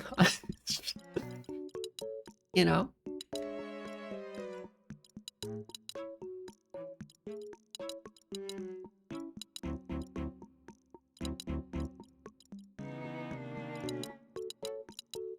Yeah, I don't think that much needs to actually change about the way I look. I still look basically like my me. Okay. Save and quit. Thank you. Then where is the other me? There it is. My sister made this one. She's a goober. Edit me. This was meant to be something, but gender female. No facial hair. No, sir. I'm not gonna lie, this one also still just looks like me. Cool. This guy's picture, was that a Hitler mustache? No, that was a Groucho Marx mustache. They don't have the option to do a Hitler mustache. That's like, that mustache is too small for the options they have. You know about Groucho Marx, right?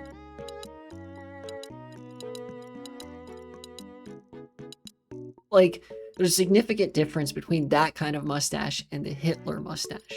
Like, that's, you think about the Hitler mustache, that's the kind of mustache that Assad and Erdogan have. Significantly different and like more square kind of mustache.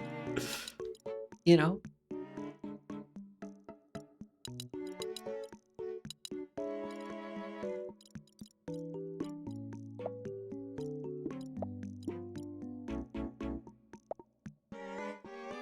I think this is good. Very, very few changes, of course, but nonetheless. Yeah, that's me.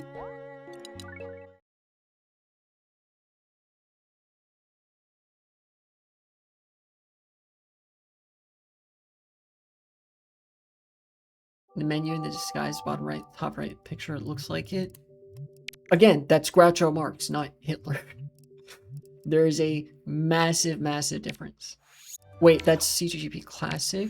That's 64. Where's Retro Rewind? There it is. It's right in front of me. It's the most colorful one out of the bunch. The reason I'm not changing the stream details is meant in the picture, not in practice. No, in the picture it doesn't look like that either. Again, that mustache is too big.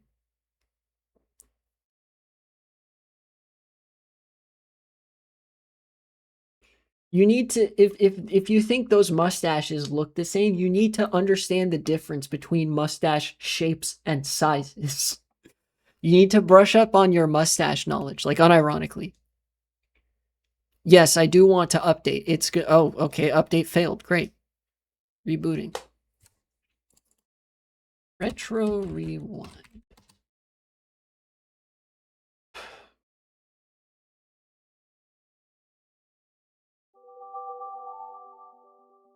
Downloads, please.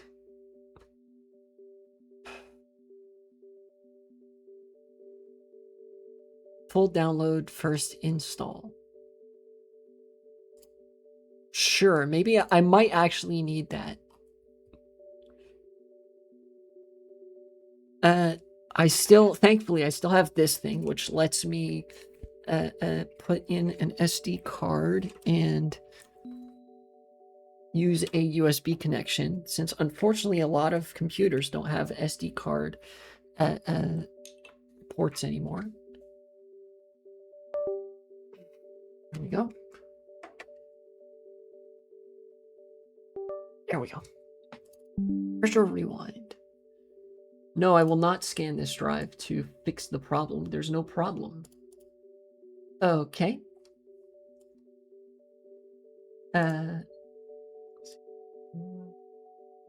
Hold on. Let me,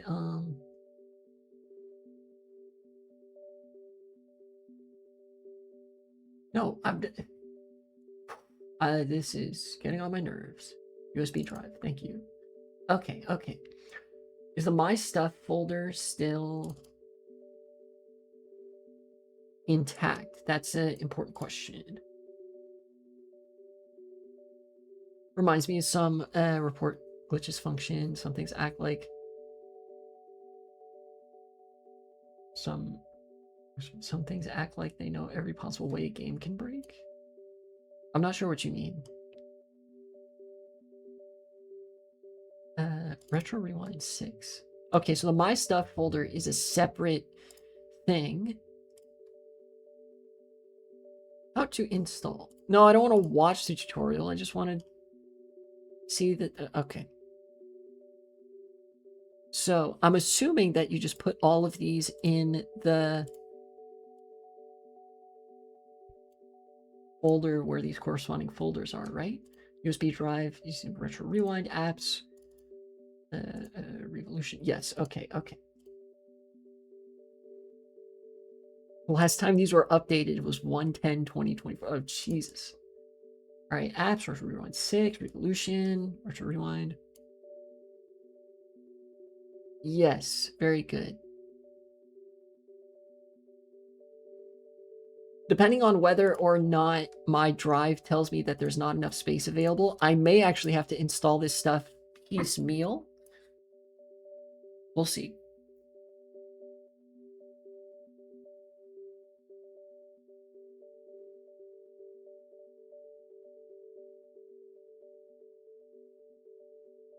And as far as I know, the My Stuff folder should still work.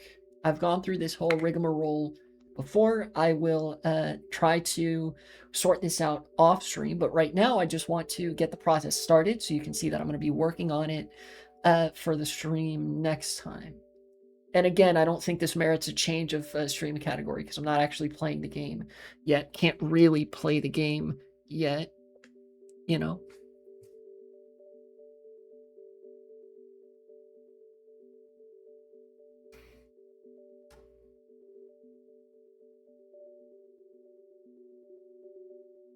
And it is going really slow.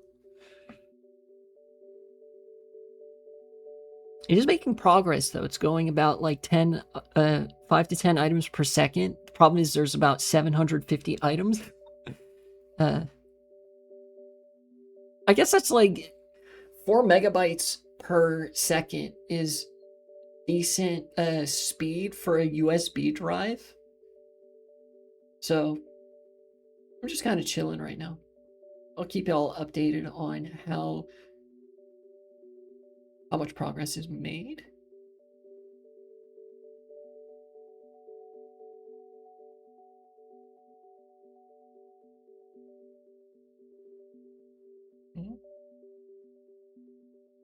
I think there's just a lot of individual files to go through. How's your day? My day's good. My day's been pretty good too.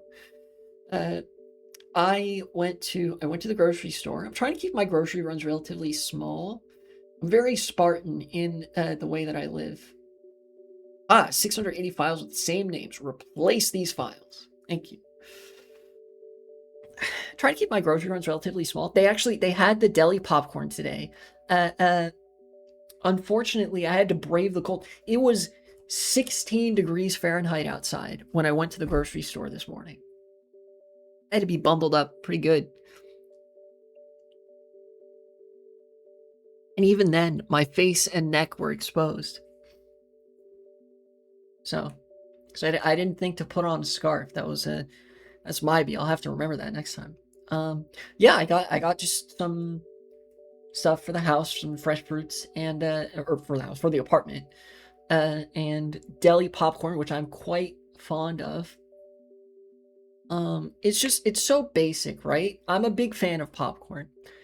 The deli popcorn at the grocery store that I go to is just, they have some of that movie theater butter stuff, which isn't, I don't think it's like actually butter. It might be like dried powdered butter, whatever they do use at the movie theater, right?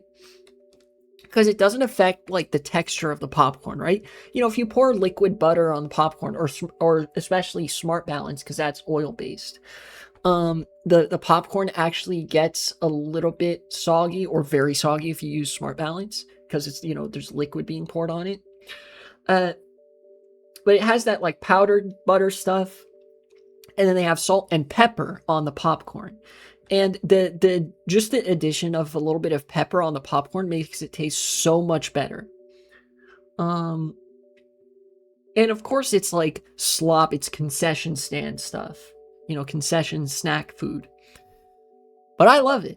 Just as like a little after dinner treat sometimes.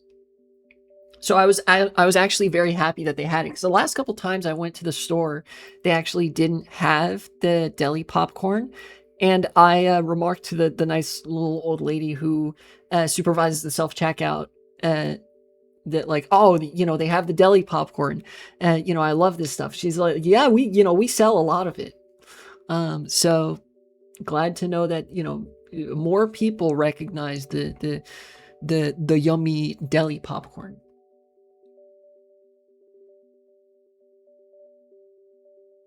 Like talking to people that chill? Yeah. You know, talking to people is actually really easy if you mean every nice thing that you say. You know how sometimes, you know, there are very like court interactions, like as in the Latin root word for short, like shorthand. You know, you say, hi, how's your day? You know, I think the secret to, well, talking to people is that you ask, how's your day? And you mean it, and you're prepared to listen to how their day was. And when you say have a good day or thank you, you mean it every time. It's like, yeah, you say that so you could argue that I'm cheapening the meaning every time I say, you know, thank you, have a nice day, I appreciate it. But I don't think that's the case if I mean it every time. And I do.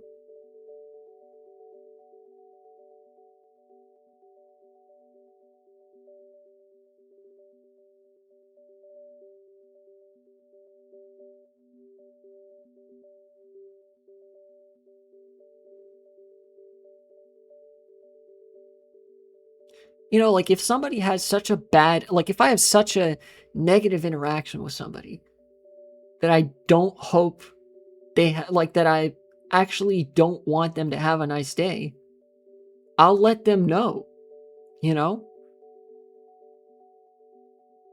I think by default, you should assume that, like, the working assumption by default is like, you know. No, I know.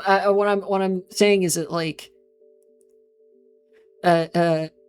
somebody has to like really merit it. I think we're talking about probably different things here. Where like, if there's an if an ICE agent rolls up, if a cop rolls up, there's a reason that I say that like I'll mean it every time. Is that usually for the people that I actually don't really care for, I just don't talk to them.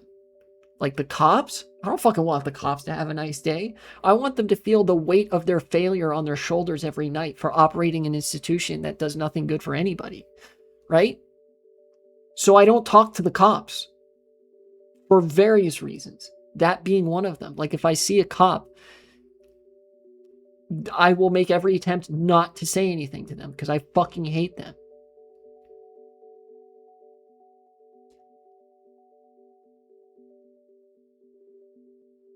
I'll just slowly disappear. Many such cases, you do the fucking thing where... Anyways. Now, all of those files have finished writing and overwriting other files in the G drive. So I'm going to eject it. There we go.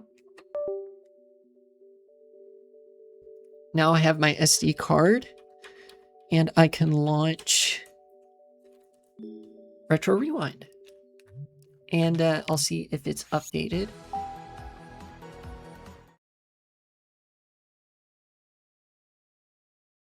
Most people I ever talk to disappear into the 9 to 5 grind to death. That's my guess where they go. Yeah, it's a good guess too. I really think that there's no chance of the world getting better if we don't fucking do something about the 9 to 5.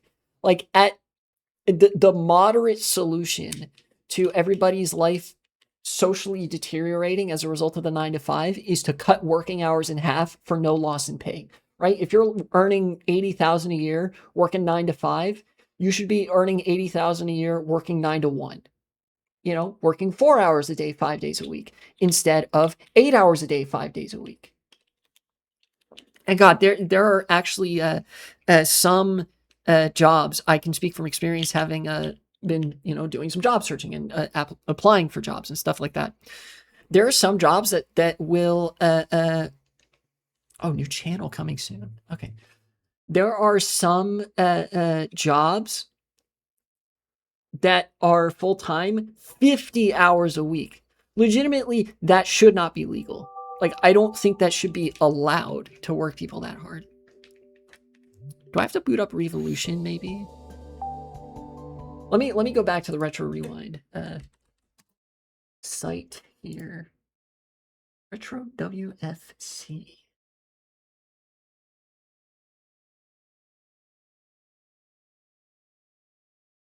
That's my guess of why most people I ever talk to now are just younger than me.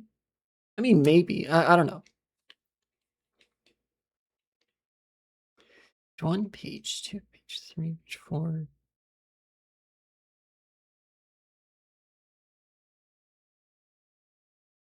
Let me exit Revolution. Maybe do I need to go to Homebrew? I guess I should have read the instructions.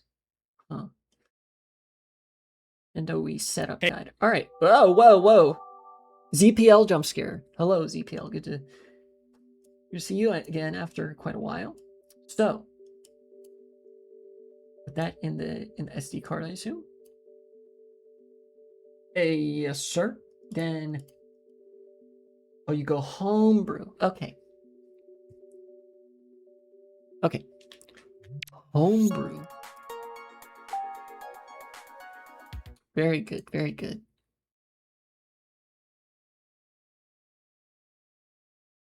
We are almost so back right now. I assume that you launched this. Load, please. Thank you. When I could be talking to someone that the next day disappeared, who knows where forever? Yeah, that would suck. Oh. Here.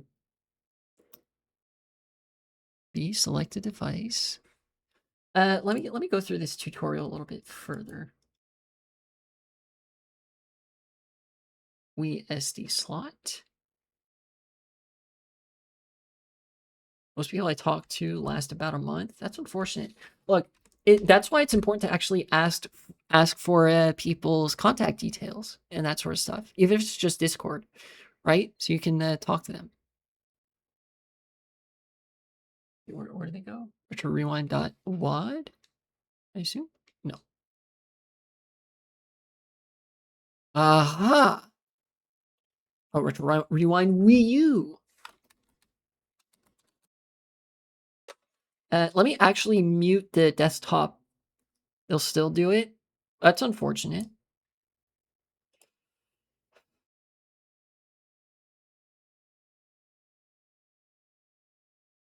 I don't know what to say then in that case. That I guess that's where like my recommendation would come in, to just go to the food bank, volunteer there. You know, a lot of the people will probably be in much older age demographics, but the good thing about going to the food bank is that it cultivates the best kind of people. You know, people that you can just talk to about, you know, your daily life and whatever. And that, you know, being older, a lot of them tend to be retired, have time on their hands, and, you know, will be there semi consistently.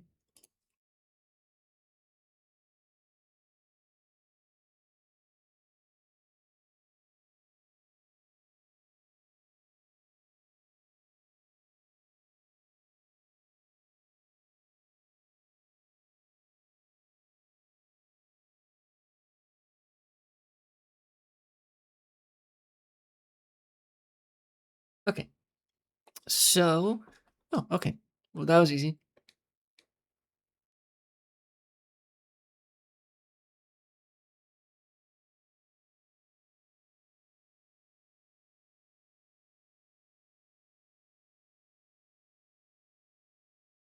System menu, thank you. I believe I have installed the Retro Rewind channel properly now.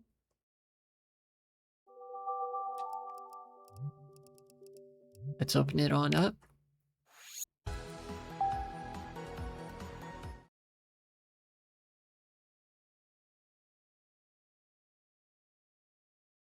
All right.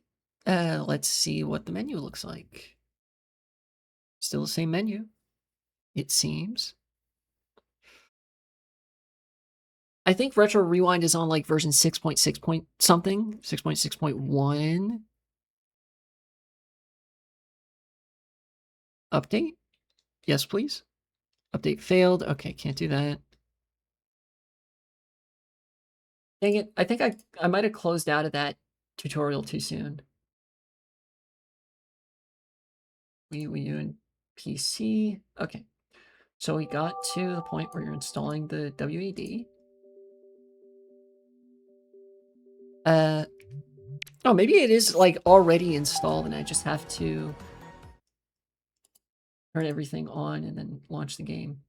We'll see, we'll see.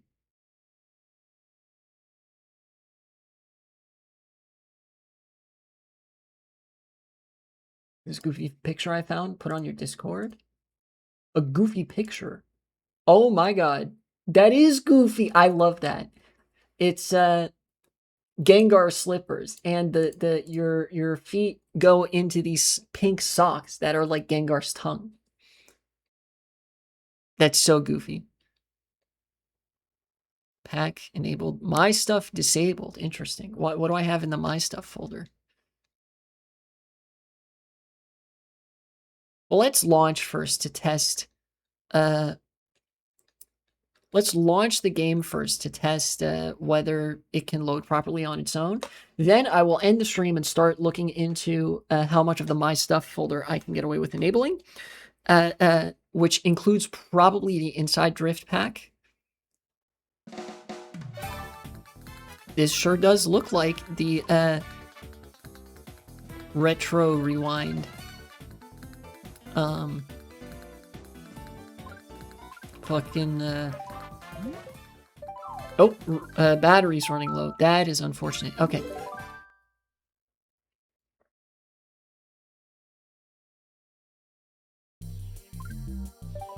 50cc time trials.